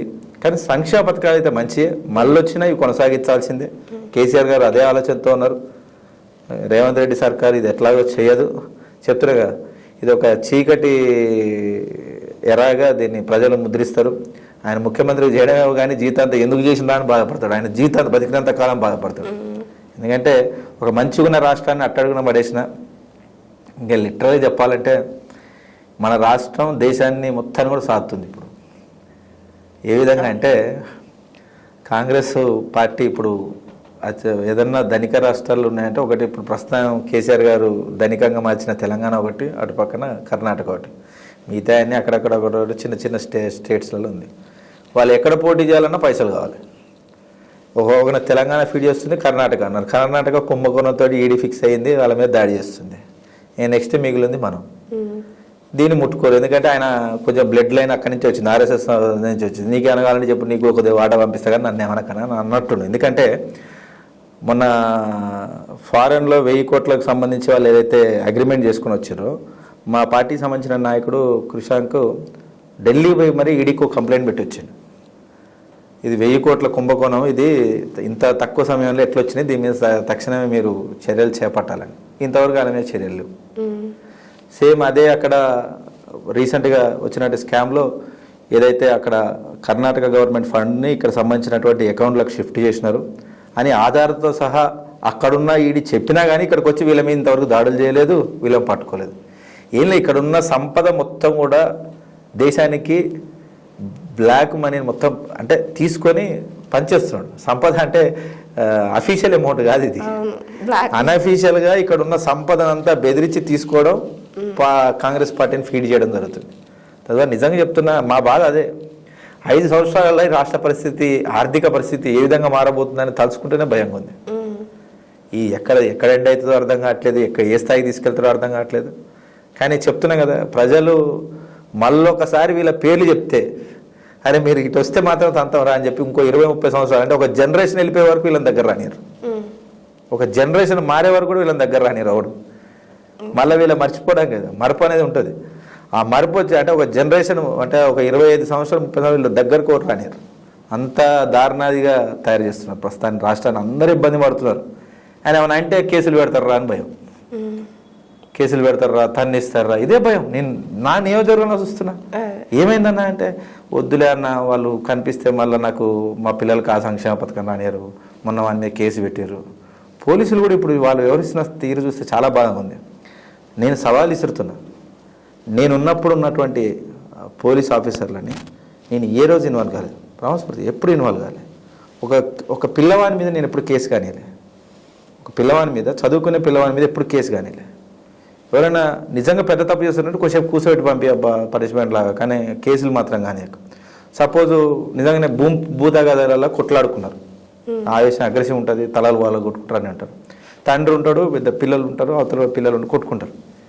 నేను ఏమన్నది, పిల్లల్ని ఇరికియకండి. వాళ్ళు తెలిసే తెలకు ఆవేశం ఉడుకురత్తంతో మా నాన్న అంటాం కొడతాడు, అవతలానికి కుట్లు పడతాయి. కాబట్టి తండ్రులు ఉంచాడు. ఈ పిల్లలు అవసరమైతే 1 రోజులు కూర్చోబెట్టి స్టేషన్లో కూర్చోబెట్టి పనిష్మెంట్ ఇయ్యరు. ఇట్లుంటారా మీ అవతారాలు, స్టేషన్లో కూర్చోబెడితే మీరు మంచిగా చదువుకునేరని నేను పర్సనల్గా వాళ్ళకి ఎన్నోసార్లు రిక్వెస్ట్ చేసిన, సార్ పిల్లల మీద చేయకండి సార్ అని. ఇప్పుడు కావాలని పంచాయతీలు పెట్టడం, చదువుకునే పిల్లల మీద కేసు చేస్తున్నారు. బాధ అసలు పిల్లల్ని అడ్డగోలుగా వాళ్ళు వ్యవహరిస్తున్న శైలి నచ్చట్లే. స్టేషన్లో పోతే బూతులు తిడుతున్నారు అంటే ప్రూఫ్ ఎట్లా చూపించగలుగుతాం? తెలివి బాగా నేర్చారు పోలీసు వాళ్ళు కూడా. అదే వాడిని ఫోన్లో గుంజుకోర్రా, ఘోరం కొట్టినారు, అదే కొడుతున్నారంట సార్ వదిలేరా అంటే వాడు బూతులు మాట్లాడండి సార్ వచ్చారు. సార్ నేను మాట్లాడలేదు సార్, ఎవడన్నా ధైర్యం ఉండదు అలా ఓడిపోయి. అంటే ఇన్ని రోజులు మేము పరిపాలించినప్పుడు ఓడి తిట్టలేదు, కానీ ఇలా అంటే తిడుతున్నారంట. కనిపిస్తుంది స్పష్టంగా, ప్రజలకు అన్నీ తెలుస్తున్నాయి. చెప్తున్నాగా 5 సంవత్సరాల తర్వాత మళ్ళీ జీతాలు ఇలా దగ్గర రానిరు. అయితే ఇదే క్వశ్చన్ సార్ నాది కూడా. ఇప్పుడు మీ నియోజకవర్గంలోనే నేను మీ గురించి కొన్ని బైట్స్ కానీ వీడియోస్ కూడా చూశాను. మీ ఇంటి క్యాంప్ ఆఫీసు లాక్ చేసినప్పుడు మీ కార్యకర్తలు కానీ ప్రజలు కానీ మీరు చేసిన అభివృద్ధి కానీ చాలా బైట్స్ ఇచ్చారు, గొడవ చేశారు, చాలా మీ గురించి చాలా పాజిటివ్ చెప్పారు మీ ఫాదర్ గురించి. కానీ ఓట్లు వేసి ఎందుకు గెలిపించలేకపోయినారు? మీరు ఇంత అభివృద్ధి చేశారు, ఆయన ఇలాంటి వాళ్ళు, వాళ్ళ ఫాదర్ ఇలాంటి వాళ్ళు, మాకు ఇంత అభివృద్ధి చేసింది, మా నియోజకవర్గం ఇంత బాగా అభివృద్ధి చెందిందని చూపిస్తూ ఓట్లు అయితే ఎందుకు వేయలేకపోయినారు? మీరు వేసే ప్రతి ఒక్క క్వశ్చన్ మళ్ళా ఓట్ల గురించే ముడిపోతుంది. అంటే నాకు అది నాకు కూడా ఇది ఓటమి తర్వాత మొదటి ఇంటర్వ్యూ కానీ మీరు కూడా ప్రతి దాని మీద సందర్శిస్తారు కానీ ప్రతిది కూడా ప్రజల్ని నా స్థాయికి నేనైతే ఇంకొక పరిణితి చెందాల్సిన అవసరం అయితే ఉంది. ఏది ఎలక్షన్ అర్థం చేసుకునే విధానాల్లో, రాజకీయంలో కాదు, ఎలక్షన్ అర్థం చేసుకునే విధానాల్లో ప్రజలు ఏ విధంగా ఆలోచిస్తారో, ఎక్కడ ఇది చేస్తారు. ఎందుకంటే చెప్తున్నా కదా, విమర్శించడం చాలా ఈజీ అవుతుంది ఎవరికైనా. అది తప్పు జరిగిందేమో, నేనే తప్పు కావచ్చు, మరి నేను తప్పు చేసినా అంటే జనాల మధ్యలో పోవద్దంటారా, లేకపోతే ఫోన్ చేయని అటెండ్ కావద్దంటారా, లేకపోతే పెళ్ళిళ్ళు సావులు ఎవరికైనా కష్టం వచ్చిందని చెప్పు బాబు అని ట్విట్టర్లో ఎవరైనా ట్వీట్ చేసినా కానీ మా కేటీఆర్ గారు భగత్ చూడు తమ్ముడు అనగానే నేను ఎమ్మటే వెళ్ళిపోయి ఆ ఊర్లోకి వెళ్ళిపోయి నేను చెప్తున్నా. నేను చాలా ఊర్లు పేరు మొసంగి, గజలాపురం, అభంగాపురం, ఇక్కడ ఎవరు ట్వీట్ చేసినా నాకు ఎమ్మటే వచ్చేది. హాలియాలో ఒక అతను దాదాపు ఆయనకు 8-9 మంది పిల్లలు, ఆయనకి ఇల్లు లేదని ఎవరో ట్వీట్ పెట్టారు. ట్వీట్ పెడితే అది ఎమ్మటే కలెక్టర్కి నాకు రామన ట్యాగ్ చేయగానే నేను ఎమ్మటే అందరిని తీసుకొని ఆర్డీఓతో సహా తీసుకొని వాళ్ళ ఇంటికి పోయినా. ఇప్పుడు నన్ను బొమ్మను ట్వీట్ చేసి నేను ఏమంటున్నా అంటే, మరి ఇవి చేయడం తప్ప ఒప్ప, ప్రజలు ఏ విధంగా తీర్పిచ్చారో దీని మీద ఒక వర్క్షాప్ నడవాలి. మరి ఇది తప్పని మనం ఎట్లా అంటాం? ఒక న్యాయం చేసినాం కానీ వాడు మాకు తిరిగి చేయలేకపోయి ఓటే వేసిండా, అతను వేసి ఉంటాడు, మరి ఎక్కడ వేసిండు ఎక్కడ వేయలేదు. లేకపోతే నాకు నిజం చెప్పాలంటే చాలా గొప్ప చెప్పాలి, నేను మా నియోజకవర్గంలో చూపించిన ప్రేమకే 64,000 ఓట్లు పడ్డాయి నిజంగా. అంటే మిగతా అన్ని కోణాలు అఫీషియల్గా మాట్లాడలేం కానీ నా మీద ఎంత ప్రేమ లేకపోతే మిగతా నియోజకవర్గాలతో సమానంగా నాకు ఓట్లు వేసినారు. ఉన్నారు అందరు కూడా, న్యూట్రల్ ఓట్లు కూడా చెప్పినా కదా, ఇంతమంది నమ్మిర్రేమో, ఏం చేయగలుగుతాం. ఎందుకు మీకు ఒకటి చెప్తా, చాలా అంటే నాకు ఎక్కువ మా నాన్నగారి ద్వారా ముందుకు వచ్చిన కాడికి నాకు ఎక్కువ చిన్నప్పటి నుంచి పెరిగి చూసిన కాడికి ఎమోషన్గా బాగా, ఎవరన్నా హ్యూమన్ ఎమోషన్స్కి చాలా కనెక్ట్ అవుతాం. కేటీఆర్ గారి చూస్తే ఒక ఆమె వచ్చింది, భర్త చనిపోయాడు కోవిడ్లో, ఆమె పీఈటీ సంబంధించినటువంటి కోర్స్ చేసింది, కొడుకున్నాడు, వాళ్ళ అత్తమామలు ఆమె ఆసరా అనియట్లేరు, మా పక్కన బొక్కమందులపాడు. సో చాలా బాధాకరమైన సిచ్యువేషన్. అయ్యో పాపం వీళ్ళు ఇబ్బంది పడుతున్నారు ఎట్లా అనుకున్నప్పుడు పీటీ చేసారా, అయితే వేరే ఒక కాడ స్కూల్ పడుతున్నది, నేను తక్షణమే ఆర్సీఓతో మాట్లాడతాను, మీకైతే ఉద్యోగం పెట్టిస్తాను, అల్టిమేట్గా ఏం కావాలి, ఆ పాపని మంచిగా చూసుకోవాలి, ఉద్యోగం తెచ్చుకోండి అని చెప్పి మాట్లాడినా అంత అయిపోయింది. కానీ ఒక సందర్భంలో ఎలక్షన్ అయిపోయినాయి, ట్రాన్స్ఫర్స్ ఏదో జరుగుతున్న క్రమంలో ఫోన్ వచ్చింది, సార్ ఇట్లా మళ్ళీ చెప్తారా సార్ అని ఫోన్ వచ్చింది. ఫోన్ వచ్చినప్పుడు ఏమైందమ్మా ఎట్లున్నారంటే, ఇంత చేసినాం కానీ ఇట్లా అయింది సార్, అసలు మీరు చాలా బాగా చేసినా అని చెప్పుకుండానే ఇంట్లో వాళ్ళ మమ్మీ కాంగ్రెస్ పార్టీ కొట్టేసిందంటే నేను నవ్వొచ్చింది. ఎందుకమ్మా అంటే, అలా ఎవరికో అన్నకో ఎవరికో ఉద్యోగం లేదంట, ఉద్యోగం ఇస్తా అని చెప్పగానే కొట్టేసిర్రా. ఆ రకంగా చూస్తే మేము ఓడిపోయింది కూడా చాలా పెద్ద మెజారిటీ. అందుకే మాకు అర్థం కాని విషయం ఏంటంటే, ఓటమి వేరు కానీ 50,000 పైచిలుకుతోటి ఓడిపోవడం అనేది మాకే అర్థం కాదు, మేము ఏం తప్పు చేసినాం అనేది. సో రకరకాల విశ్లేషణలు ఉంటాయి ఇందులో. ఏదో ఒక్కరోజు కూర్చొని ఇందువల్ల ఓడిపోయినాం అని అనొద్దు కానీ మేబీ డౌన్ ద లైన్ నా వరకు ఏంటంటే, ప్రజలు మళ్ళీ నెక్స్ట్ 10 years ఇస్తారేమో, 10 years తర్వాత మళ్ళీ ఇట్లాంటి నాయకుడు, అబద్ధాలంటే చాలా అందంగా చెప్పే నాయకుడు రేవంత్ రెడ్డి లాంటి నాయకుడు ఇంకోడొస్తాడో తెలియదు. మేము అనుకోలే అసలు రేవంత్ రెడ్డి సీఎం అవుతాడన్న సంగతి ఎవరు అనుకోలేదంట. ప్రజలు ఎవరు అడిగినా మేము మైక్ పట్టుకొని ఏ ఊరైనా తిరుగురు, సార్ మా దగ్గర నాయకుడు పోతాడు అనుకున్నాం సార్, పైన కేసీఆర్ ఉంటాడు అనుకున్నాం సార్ ఎప్పటికైనా అని ప్రతి ఒక్కరు చెప్తారు. సరే వాళ్ళు ఎందుకు అనుకున్నారో మాకు తెలియదు, ఏం చేసారో మాకు తెలియదు, కానీ ఎప్పుడైనా కానీ ప్రజలు ఇంకా ఇట్లాంటి తప్పుడు హామీలకు మోసపోకుండా నిరంతరం ఒక అభివృద్ధి పదంగా రాష్ట్రాన్ని తీర్చిదిద్దే నాయకుడిని ఇక్కడ నిరంతరం గెలిపేయాలంటే వర్క్షాప్ అనేది జరగాలి. అసలు అంటే ఎందుకు ప్రజలు ఏం ఆలోచిస్తున్నారు, మనం ఏ విధంగా నడుచుకోవాలి, ఏమేం జరుగుతుంది, ఏం చేస్తే ప్రజలు మళ్ళా నిరంతరంగా అభివృద్ధి గురించి ఆలోచించి చాలా వాళ్ళకు పట్టం కడతారనే దాని మీద నిజంగా నేనైతే చాలా నేర్చుకునేది ఉంది ప్రజల దగ్గర నుంచి. ఓకే, అయితే మీరు చాలా చిన్న అంటే ఏమంటారు, ఒక పాలిటిక్స్లోకి రావాలంటే మైండ్ మెచ్యూర్తో పాటు ఏజ్ కూడా ఒక డిఫరెంట్ ఉంది, కానీ మీరు చాలా చిన్న వయసులోనే ఎమ్మెల్యేగా వచ్చారు. ఎట్లా అనిపించింది సార్? అందరు చిన్న వయసులో అన్నారు, కానీ నిన్న మొన్న ఎంతమందితో కూర్చున్నా కానీ ఎన్టీఆర్ గారి కాలంలో చాలా మందికి అతి చిన్న వయసులో పెళ్ళి కానీ చిన్న వాళ్ళకు కూడా మీరు చెప్పుకుంటూ పోతే మోతుపల్లి నరసింహులు కానీ తలసాని శ్రీనివాస్ యాదవ్ లాంటి వాళ్ళని ఎంతోమందిని చాలా చిన్న వయసులో తీసుకొచ్చి ఎమ్మెల్యేలు చేసినారు గతంలో కూడా. మీరు ఏ నాయకుని ఎంచుకున్నా చిన్న వయసులోనే ఆయన ఇప్పుడు మొన్న అసెంబ్లీలో నా మీద ఆ ఇమేజ్ వచ్చింది, చిన్న వయసులో వచ్చింది చిన్న ఈ ఏజ్ యాక్చువల్గా నిజంగా మాకు పట్టం కట్టాల్సిన ఏజ్ అని కూడా నేను, ఎందుకంటే మాకున్నటువంటి జనాలకు వెళ్ళి పని చేయాలన్న ఆలోచన కూడా మా వయసు ఉన్న వాళ్ళకి చాలామందికి ఉంటుంది. సో నేను అట్లా భావించలేదు, నాకైతే ఒక బాధ్యతగానే స్వీకరించినది. నాకు ఈ ఎమ్మెల్యే అనే పదవి కన్నా మా నాన్నగారి ద్వారా నాకు వచ్చిన బాధ్యతగానే ఎక్కువ స్వీకరించిన. ఎక్కువ శాతం ఛాలెంజింగ్గానే ఉండే. మీరు అన్నట్టు అంత ఎంజాయ్మెంట్గా ఏం లేదు, అసలు ఏ రోజు ఖాళీ లేకుండా ప్రతిరోజు బాధ్యతనే. నాన్న ఎక్కడ తప్పుదో పట్టిస్తాను, ఎందుకంటే గతంలో ఉన్నటువంటి ఆలోచనలు కానీ అలవాట్లు కానీ ఇప్పుడు ఏది ఉండొద్దు. ఇదివరకు మనం పొలిటిక్స్లో లేనప్పుడు, మీడియా ముందు లేనప్పుడు దోస్తులని అడ్డగులో తిట్టచ్చు అంటే కామెడీగా. ఇప్పుడు మీడియా ముందుకు వచ్చిన తర్వాత ఒక్క మాట కూడా దొరకకుండా మాట్లాడాలి. చుట్టుపక్కల చూసే ఫ్రెండ్స్ కానీ వాళ్ళందరూ కానీ అరే నువ్వేనా మాట్లాడేదని అందరూ అడుగుతారు నన్ను. ఎందుకంటే మేము పెరిగిన విధానం ఎట్లా, నా వ్యవహార శైలి ఇవన్నీ వాళ్ళు చూస్తుంటారు కదా, కొంచెం రఫ్గా రాడికల్గా ఉండేది. ఇప్పుడు వేరే వాళ్ళని చూస్తాను, కానీ నేను వన్స్ ఎమ్మెల్యే కాగానే నా పాతతనాన్ని నా పాత మైండ్ సెట్ అంతా పోగొట్టుకోవాలి. ఎందుకంటే నోలర్స్ మీద నాలో చూస్తారు. చూసినప్పుడు నేను నా ఇష్టం వచ్చినట్టు నేనుంటే ఆయన మర్యాద పోతుంది. ఆ ఒక్క ఉద్దేశంతో చాలా జాగ్రత్తగా ఛాలెంజింగ్గా తీసుకొని చాలా నిజాయితీగా చేయగలిగిన. కానీ మీరు అన్నట్టుగా రకరకాల కోణాలు ఉంటాయి. అందువల్ల అబ్బాయి చెడ్డోడు, ఇందువల్ల ఉంటాయి, ప్రతిదీ ఉంటుంది ఊర్లో. కానీ అర్థం చేసుకునే నాయకత్వం మా దగ్గర ఉంది. కేటీఆర్ గారు, కేసీఆర్ గారు చాలా ఉందాగా చాలా అర్థం చేసుకుంటారు. అది జరుగుతూనే ఉంటుంది, రా పట్టించుకోకని అంటారు. నాకు భయం అవుతుంటుంది, అరే ఇంత చేసినా ఎవరో ఒకరు ఇట్లా అంటున్నా నాకేం అర్థం కావట్లేదు అనగానే ఏంటి చంపడకు, నువ్వు చాలా చిన్నవి, ఖచ్చితంగా ఇట్లాంటివి ఉంటాయి, నీ పని నువ్వు చేసుకుంటే వెళ్ళు, మంచిగా చేస్తున్నావు అని ఎప్పుడు వెన్నడదడుతుంటారు కేసీఆర్ గారు కానీ కేటీఆర్ గారు. అది చాలా మంచి అలాంటి వాళ్ళకి కాన్ఫిడెన్స్ వస్తుంది. Once we get the confidence, మనం చేసే పని కరెక్టే అని నాయకులు నమ్మితే చాలు. 100 మంది 1000 మంది 1,00,000 మంది ఏదంటే అనొచ్చు, కానీ మనకు నడిపించే నాయకుడు మాత్రం కేసీఆర్, కేటీఆర్ గారు వర్కింగ్ ప్రెసిడెంట్గా. సో వీళ్ళిద్దరూ మనకు పర్ఫెక్ట్గా ఉన్నారు అనుకోండి. లేదు నాకు తెలుసు అంటే వాళ్ళు కూడా రాజకీయంలోనే ఉన్నారు, చూస్తున్నారు ఇవన్నీ. సో వాళ్ళు ఎప్పుడైతే బూస్ట్ ఇస్తారో వీల్ గో ఇన్ ద ఫియర్సమ్ వే, ప్రజలకు సేవలు అందించుకుంటే ఇంకొంచెం అగ్రెసివ్గా వెళ్తాం. సో వచ్చినప్పుడు ఆల్రెడీ చెప్పినాడు కదా ఉంటాయని, అరే భయం ఉండదు లోపల. సో ఛాలెంజింగ్లో వాళ్ళ సపోర్ట్ చాలా ఉంది. కేసీఆర్ గారు అని, కేటీఆర్ గారు అని, మా మంత్రి గారు అప్పుడప్పుడు దే సపోర్ట్. అయితే మీ ఫ్యామిలీ ఫస్ట్ నుంచి కమ్యూనిస్ట్ భావాలతో వచ్చారు, సడన్గా బీఆర్ఎస్లోకి వచ్చారు కదా సార్, ఎలా అనిపించింది సార్? ప్రతి పార్టీకి ఐడియాలజీ ఉంటుంది. కమ్యూనిస్ట్ సిద్ధాంతాలు అంటారు, సోషలిజం సిద్ధాంతాలు ఉన్నాయి. కాంగ్రెస్ పార్టీకి దాని సిద్ధాంతం ఏ విధంగా ఉందో కానీ నాకు ప్రత్యేకంగా దాంట్లో ఉన్నది తెలియదు. బీజేపీకి ఒక మతతత్వ సిద్ధాంతము, అదే దానికి ఉండే సిద్ధాంతం దానికి ఉంది.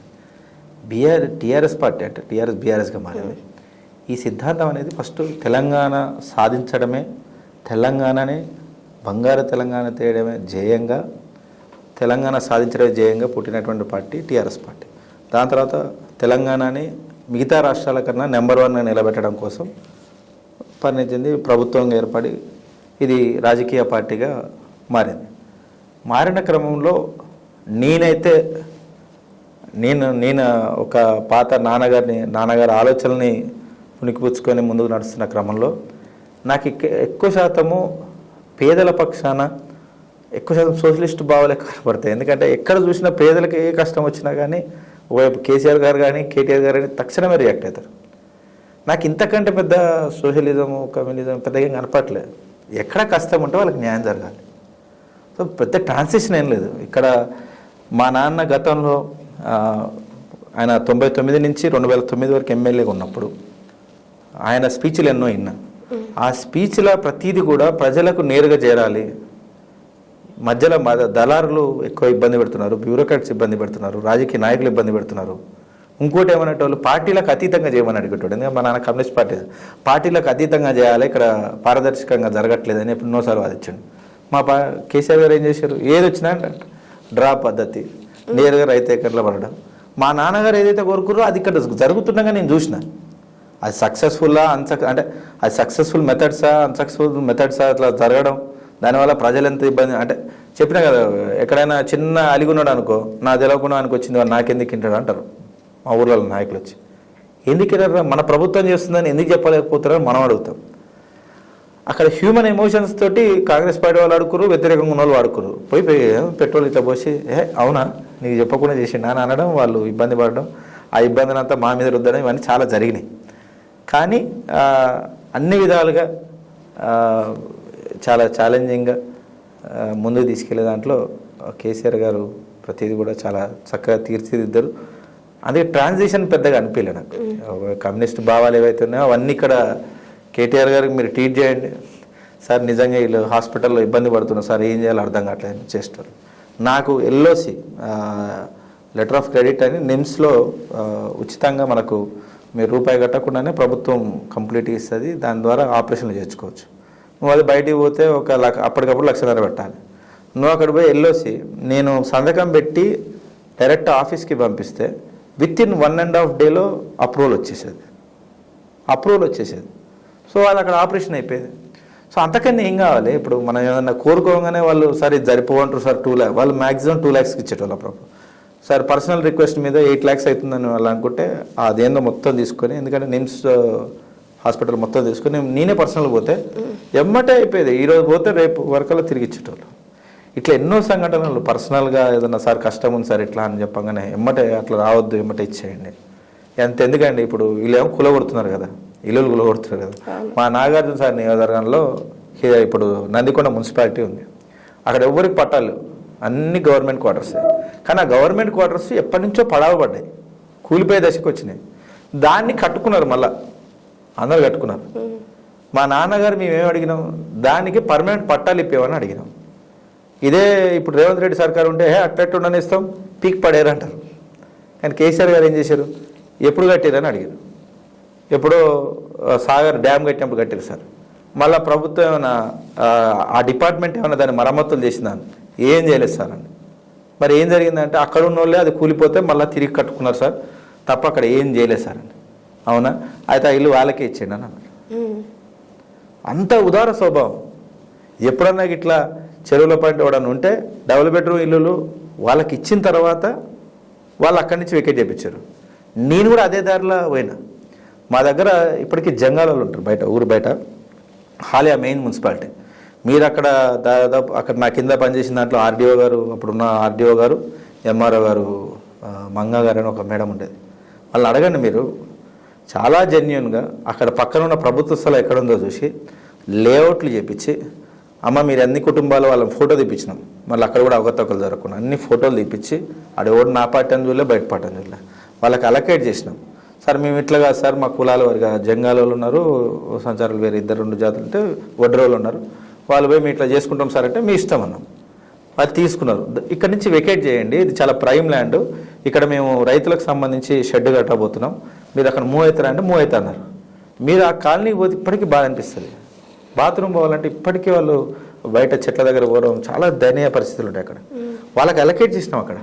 అయితే సార్ మీరు అడ్వకేట్ అండ్ ఇప్పుడేమో ఎమ్మెల్యే కూడా చేశారు అండ్ సింగర్గా కూడా చేశారు. సింగర్గా సాంగ్ పాడాలని ఎందుకు అనిపించింది సార్? సింగర్గా చేయలేమ్మా. అదే సింగర్ ఒక సాంగ్ పాడారు అంటే సింగరే కదా సార్.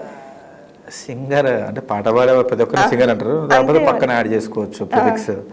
ఎవరంటే బాత్రూమ్ సింగర్ అనో లేకపోతే సార్ రియల్ మీ వాయిస్ అయితే అస్సం ఉంది ఆ సాంగ్ లో మాత్రం. అది కేవలం నాన్న కోసమే. ఒకసారి నిజంగా మంచి రోజున గుర్తు చేశారు. ఈరోజు సాయి చంద్ ఆయన జయంతి.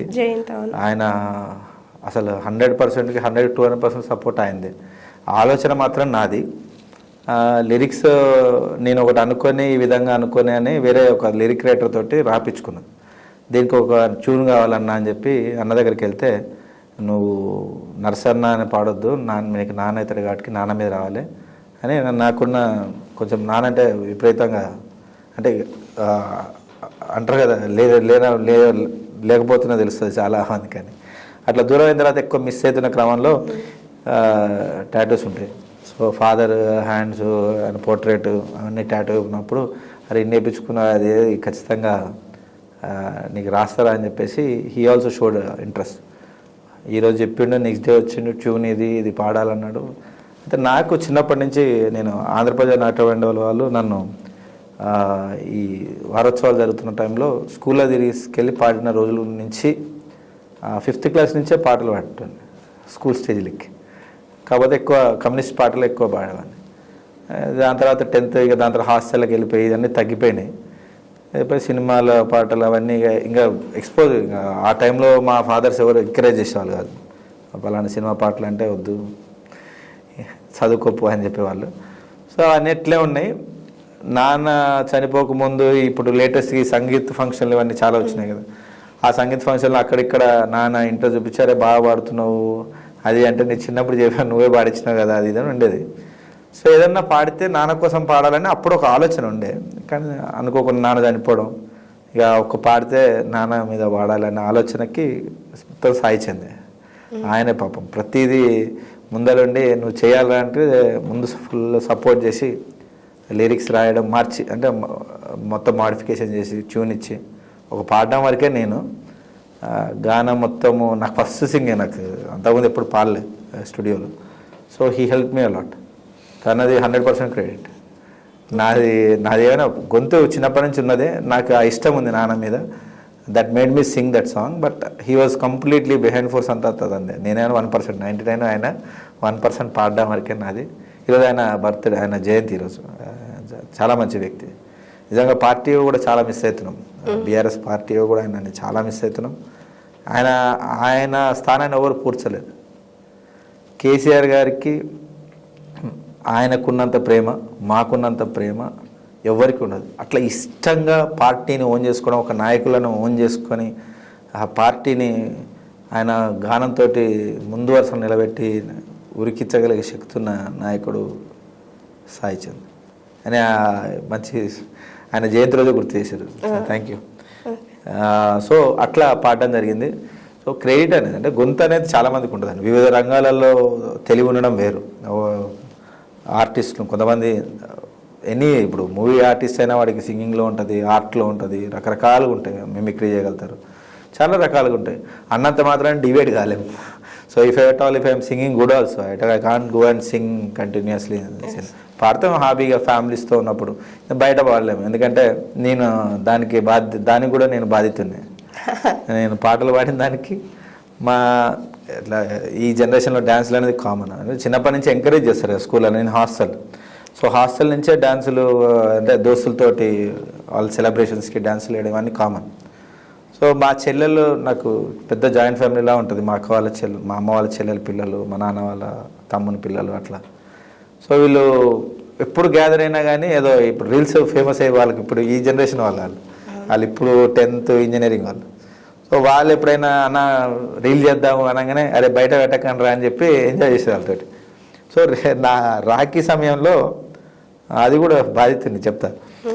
సో దే సెడ్ వీళ్ళు dance for a song. Okay dance చేద్దాం అని చెప్పిన. ఏదో చెల్లెళ్ళు వాళ్ళు నన్ను ఎమ్మెల్యేలా చూడొద్దు, ఇంకా మీ అన్నలానే చూడాలి అనే ఒక ఆలోచనతోనే ఇచ్చిన. ఎమ్మెల్యే కాగానే నేను ఇప్పుడు ఎమ్మెల్యేని రా నాతో వేపిస్తారా అని అంటే అది నా మైండ్కి ఎక్కినట్టు ఉంటుంది. అన్న మారిపోయిండు అని అనుకోవద్దు అనే ఒక ఉద్దేశం. ఎందుకంటే they should share everything as before. అంటే ఇదివరకు ఎట్లయితే వాళ్ళు షేర్ చేసుకున్నారో అదే ఫీలింగ్ ఉండాలంటే నేను అదే విధంగా ఉండాలి. నేను ఎమ్మెల్యేనైనా నేను హుందాకు కూర్చోలేను. మా నాన్న ఎమ్మెల్యే ఉన్నప్పుడు ఫుల్ ఫ్యామిలీ పార్టీస్లో బాగా క్రేజీ వాళ్ళతో ఫుల్ ఎంజాయ్ చేసేస్తాను. సో అట్లా ఉండాలన్న ఆలోచనతో వాళ్ళతో డ్యాన్స్ చేసిన. అదేమైంది ఈ కాంగ్రెస్ వాళ్ళు దొరకంగానే ఆ ఎలక్షన్ టైంలో దాన్ని వ్యంగ్యంగా చేసి ఆడుకోవడం మొదలుపెట్టారు. నాకంటే ఎక్కువ మా చెల్లెవాళ్ళు బాధపడ్డారు. చూడకండి రా అది నేనే పట్టించుకోవట్లేదు మీరెందుకు పట్టించుకుంటారా అంటే వాళ్ళు ఎక్కువ బాధపడ్డారు. దానివల్ల ఏమవుతుంది ఆటోమేటిక్గా మా హ్యూమన్ బాండ్స్ ఇప్పుడు ఎప్పుడైనా చేయాలన్నా వాళ్ళే అడగడానికి ముందుకు రావట్లేరు. అరే ఏంద్రా ఏం కాదురా చేద్దాం అన్నా కానీ వద్దులే అన్న నిన్ను ఎవరొకరు ఏదో ఒకటి అంటారు. వాళ్ళేమో వాళ్ళ అవసరాల కోసం చేశారు. కానీ అల్టిమేట్గా మా చెల్లెలతో మేము అంటే దానివల్ల ఏమవుతుంది మా అన్న ఎప్పుడు ఇంతగా మంచిగా ఉంటాడని they keep on share with us everything. Once we don't do anything with them will some or other way they will be little bit far. పోయిన ఏముంటుంది ఇప్పుడు చెల్లెలతో ఎక్కువ ఎంజాయ్ చేస్తాం. ఒకటి ముచ్చట్లు చెప్పుకోవాలి, ముచ్చట్లు పెట్టుకోవాలంటే we should mingle with them what they do reels and everything. We should go and join, then they will enjoy. లేదా సంగీతంలోప్పుడే చేస్తాం, ఎవరిదో పెళ్ళిళ్ళలో సంగీతాలలో చేయాలి, లేదా ఈ రీల్స్లలో చేయాలి. ఏది చేయలేకపోయినాం అనుకో, అప్పుడు ఏమవుతుంది, ఆటోమేటిక్గా పెద్దోడు అనే ఒక ఇమేజ్లో పడిపోయి they don't share with us. ఇట్లా కొంచెం బాధితున్నాయి. అట్లా ఈ పాటలు కూడా అంతే, అరే బాగా పాడుతున్నాం, ఇలా వాడంటే దండం పెడతారా అంటే వాళ్ళకి కామెడీనే. కామెంట్ చేసే వాళ్ళకి ఈజీనే. కాంగ్రెస్ వాళ్ళు దే పోస్టెడ్ లైక్ ఎనీథింగ్, పిచ్చి పిచ్చి మెసేజ్ చేశారు. అంటే చెల్లెలు కదా, they don't even thought there my sisters, అడ్డగోలుగా పోస్ట్ చేసేసారు. దానివల్ల వాళ్ళు ఎక్కువ ఇబ్బంది పడ్డారు, అయ్యో అన్న నేను ఇట్లా అన్నారు అని. ఇక అట్లా ఇక అప్పటి నుంచి ఇక ఏమన్నా చేయాలంటే భయం. రాజకీయ నాయకుడి గుండి ఏమన్నా అనాలంటే అబ్బా ఎందుకు వచ్చిన. It takes a toll, a little bit of toll with me, but it takes lot of toll which are around. మా చుట్టూ ఎంతమంది ఉంటారో వాళ్ళకి ఎక్కువ మనసులో పెట్టేసుకొని ఇబ్బంది పడ్డారు. అరే అంటే దాన్ని తీసుకోకూడరా, ఏం కాదు, ఇవన్నీ కామన్, పట్టించుకోకండి అని అన్నా కానీ ఎవరు ఇల్లే, చాలా బాగుపడ్డారు. సార్ అయితే మీకు బాగా ఇంట్రెస్ట్ అయిన ఫీల్డ్ అడ్వకేటా, లేదంటే ఇలా ప్రజల్లో ఉండి పాలించడమా, లేదా సింగింగా సార్? అవేమో ప్రతిదీ ఇష్టంగానే చేసిన. స్టార్టింగ్లో అయితే కష్టంగా చేసినాయి. ఐటీ నేను సత్యంలో వర్క్ చేశాను, అది డాడీ ఫోర్స్ మీద చేసిన. దాని తర్వాత మ్యారేజ్, మా డాడీ వాళ్ళు ఎమ్మటే చెప్పి చేసుకోవాలని, అదే డాడీ చేసుకోవాలి, అదొక బాధ్యత, అదొక ఏజ్ అని వాళ్ళు చేసేసారు. దాని తర్వాత ఎంబీఏ, ఏదో ఒకటి జాబ్ చేయాలంటే మళ్ళీ ఐటీకి వెళ్ళాలి. సత్యం ఇక్కడ బాగుంది, సో దిస్ వెంట్ ఆఫ్. అప్పుడు ఇన్ని కంపెనీలు లేవు, so we have to move to Chennai. So నాకు వేరే స్టేట్ పోవడం ఇష్టం లేదు, నేను ఇక్కడ ఉన్నదే నాన్న కోసం. So actually I have to go to, నేను ఆస్ట్రేలియా వెళ్దామని ఐఎల్స్ అన్నీ ప్రిపేర్ అన్నీ అయిపోయినాయి. అయితే ఫాదర్, మా ఇద్దరు అక్కలు ఫారెన్ వెళ్ళిపోగానే కొంచెం ఇబ్బంది పడ్డాను చూసి ఇక్కడ ఉన్నా. So there is no meaning if at all, నేను ఐటీ కంపెనీ పేరుతో మళ్ళీ చెన్నై పోయినా, బెంగళూరు పోయినా, దెర్ ఇస్ నో మీనింగ్ అని చెప్పేసి ఆగి ఎంబీఏ పూర్తి చేస్తున్నది. పడే క్రమంలో మాకు 8 months అలవెన్సెస్ ఇచ్చుకుంటా మా వాళ్ళు ఉంచినారు కంపెనీలో, సత్యం వాళ్ళు. At that time MBA complete చేసిన. సో విస్తా ఫార్మస్యూటికల్స్ అని అక్కడ జాబ్ చేసిన. బట్ దెర్ ఇస్ నో ఫైనాన్షియల్గా ఎక్కువ ఇది కాలేం ఫార్మా కంపెనీస్లో. ఐటీలోనేమో నువ్వు ఎంత కష్టపడితే అంత గ్రోత్ ఉంటుంది, పైసలు ఇస్తారు. కానీ ఫార్మాలో నువ్వు ఎంతైనా కష్టపడు, ఒక లిమిట్ ఇంతే ఉంటుంది, లిమిట్ అక్కడ అయిపోతుంది. సో వాట్ ఐ లర్న్, ఇది కాదు. Actually I had a thought of installing new company, pharma company పెట్టాలన్న ఉద్దేశంతోనే అందులో కొద్ది రోజులు జాయిన్ చేసింది. అది వర్కౌట్ కాకపోయేసరికి ఏదో ఇప్పుడు బిజినెస్ అని, ఏదో ఫ్యూయల్ స్టేషన్స్ అది బిజినెస్లు ఉన్నాయి, ఇది జీరో ఇన్వెస్ట్మెంట్ బిజినెస్ అప్పుడున్న టైంలో. ఇప్పుడు మొత్తం ఇన్వెస్ట్మెంట్ తీసేసుకుంటున్నారు. అప్పుడులో ఖాళీ జాగుంటే వాళ్ళే చేసేవాళ్ళు. సో జీరో ఇన్వెస్ట్మెంట్ బిజినెస్ మంచి బిజినెస్ అని చెప్తే చాలామంది, అంటే ఒక అన్న అడ్వైజ్ ఇచ్చిండు, రవీంద్ర అన్న, ఆయన బేస్ చేసుకొని పెట్టినాం, సక్సెస్ అయినా. అయితే ఆ టైంలో కోర్టులో ఒక చిన్న ఇష్యూ వచ్చి ఉండే బీపీసీఎల్ వాళ్ళతో. సో హైకోర్టుకి వెళ్ళడం, అక్కడ చూసి వాతావరణం, ఇది ఇక్కడ నేను సూట్ అవుతానని అనిపించింది. అక్కడి నుంచి ఇష్టంగా హైకోర్టు చాలా ఇష్టంగా చదివిన, ప్రాక్టీస్ చాలా ఇష్టంగా చేసిన. That help me in everything. Later on పొలిటిక్స్లో వచ్చిన తర్వాత కూడా ఇట్ హెల్ప్ మీ. నేను ఎక్కడికి వెళ్ళినా కానీ, అంటే ఫాదర్ ఇన్పుట్స్, ఆయన చిన్నప్పటి నుంచి చేసిన ఇన్పుట్స్ అలాంగ్ విత్ మా పొలిటికల్ ఈ స్టడీస్ కూడా, అంటే బలవంతంగా చదివి ఉండొచ్చు, బలవంతంగా జాబ్ చేసి ఉండొచ్చు, కానీ it's helping in some or other way. ఇప్పుడు నాకు ఐటీ మీద ఉన్న అవగాహన ఎట్లుందని అందరు అడుగుతారు. యాక్చువల్గా బలవంతంగా చేసినా ఇట్స్ హెల్పింగ్ నాకు దాని మీద అవగాహన. సో ఏది కూడా అట్లేం ఉండదు, ఇష్టము, ఏది ఇష్టం, పాటలు ఇష్టమే, చదువు ఇష్టమే. రాజకీయము maybe we're meant for this అని అనిపిస్తుంది ఇంట్లో పనిచేస్తున్నప్పుడు. ఎందుకంటే ఫాదర్ లెగసీని క్యారీ చేయడము, సమ్టైమ్స్ కొన్ని ఈ సిరీస్లు చూస్తుంటే అనిపిస్తుంటుంది, గేమ్ ఆఫ్ థ్రోన్స్లు అవి ఇవి చూస్తుంటే, there is no other way we can go. We have to definitely should step in father's shoes. ఆ టైం వచ్చినప్పుడు మేబీ మా నాన్న గెలవకపోయి ఉంటే, 2018లో మేబీ మా నాన్న గెలవకపోయి ఉంటే ఆ టైంలో ఏదైనా జరిగి ఉండి ఇట్లా జరిగితే మేబీ నాకు కూడా అంత ప్రెషర్ ఉండేది కాదు. లేదు నువ్వు వెళ్ళాలన్న ప్రెషర్ ఉండేది కాదు. ఎందుకంటే we have to start from zero. నాన్న గెలవడము, ఆ టైంలో చనిపోవడం, ఐ హ్యాడ్ మా ఫ్యామిలీ నుంచి కూడా లేదు నువ్వు నిల్చోవాల్సిందే అనే ఒక ఆలోచన వచ్చింది. అది కూడా కరెక్ట్ అని నాకు అనిపించింది. ఎందుకంటే నో వన్ కెన్ ఆ టైంలో డాడీ ప్లేస్లో నిలబడి మళ్ళీ అంత బాధ్యతను మీదకి ఎత్తుకోవడం ఖచ్చితంగా ఇది నాకు తప్ప ఎవరికి లేదన్న సంగతి మా బాబాయ్లు చెప్పారు, మా అక్క వాళ్ళు చెప్పారు, అందరు చెప్పినారు. ఇక నాకు కూడా అనిపించింది there is no other chance. నాకు తమ్ముళ్ళు లేరు, ఇటు అక్క వాళ్ళు ఫారెన్లో ఉంటారు. No I had to step in. I went in there and సక్సెస్ఫుల్గా చేస్తున్నానే అనుకుంటా. చిన్న చిన్న ఉంటాయి తప్పులు, అంటే మనకున్న ఆలోచనలు, నాన్న ఆలోచనలు మరి ఒకేసారి పూర్తిగా పుచ్చుకోలేం కదా. తప్పులు జరిగి ఉన్నాయి, అలిగినారు, క్షమాపణ ఇట్లా కాదు అనుకోకుండా జరిగిందండి అని ఉంటాయి, చాలా ఉంటాయి. కానీ బట్ ఎవ్రీథింగ్ ఇష్టంగా చేస్తున్నా అండి. పాలిటిక్స్ అయినా ఇప్పుడు ఇష్టంగానే చేస్తున్నా. What ever you say everything ఇష్టం. కాబట్టి చెప్పాగా కొన్ని ఈ హాబీస్ బయట పడితేనేమో అవతల చులకన అయిపోతాం, కాబట్టి ఏదో ఇట్లా క్లోజ్ సర్కిల్లోనే ఎంజాయ్ చేస్తుంటాం. ఓకే సరే, ఈ ఇంటర్వ్యూ ఎండ్ చేసే ముందు కొన్ని ర్యాపిడ్ ఫైర్ క్వశ్చన్స్ అడుగుతాను, 1 wordలో ఆన్సర్ ఇవ్వండి. అది పాలిటిక్స్ సంబంధించే. ఫస్ట్, నోముల నరసింహయ్య గారు 1 word మీ ఫాదర్ గురించి. My hero, legend. Okay. KCR గారు. Definitely the father of Telangana. He also legend. Okay. KTR గారు. కేటీఆర్ ఈజ్ అడ్వాన్స్డ్ అండ్ తను ఏదున్నా కానీ he is really suitable for his father's place. Legend, truly future leader. Harish Rao గారు. పీపుల్స్ లీడర్ అండి డెఫినెట్గా. జనంలోకి వెళ్తే అసలు మామూలుగా ఉండదు, బాగుంటుంది. కవిత గారు. ఈజ్ ఎవ్రీవన్, వాళ్ళ ఫ్యామిలీ మొత్తం కూడా అండి. They are also like everyone is a people's leader and everyone is very good. Revanth Reddy. Maybe hopefully should be tried at least. ఒక్క వర్డ్లో చెప్పలేమండి, బట్ బూతులు రావు నాకు. గుంపు మేస్త్రి ఆయన చెప్పాడుగా. ఓకే, చాలా థ్యాంక్ యూ సార్. చాలా ఎందుకంటే చాలా నాకు తెలియనట్టుగా నేను తెలుసుకున్నాను మీ నుంచి. చాలా థ్యాంక్ యూ సార్. నమస్తే. Thank you. చూసారు కదండి, ఇవాళ మన గెస్ట్ నాగార్జున సాగర్ ఎక్స్-ఎమ్మెల్యే అయిన నోముల భగత్ కుమార్ గారితో మరోసారి మరో గెస్ట్తో మళ్ళీ కలుద్దాం. చూస్తూనే ఉండండి జిఆర్ టీవీ. నమస్తే. Hi, this is Swathi.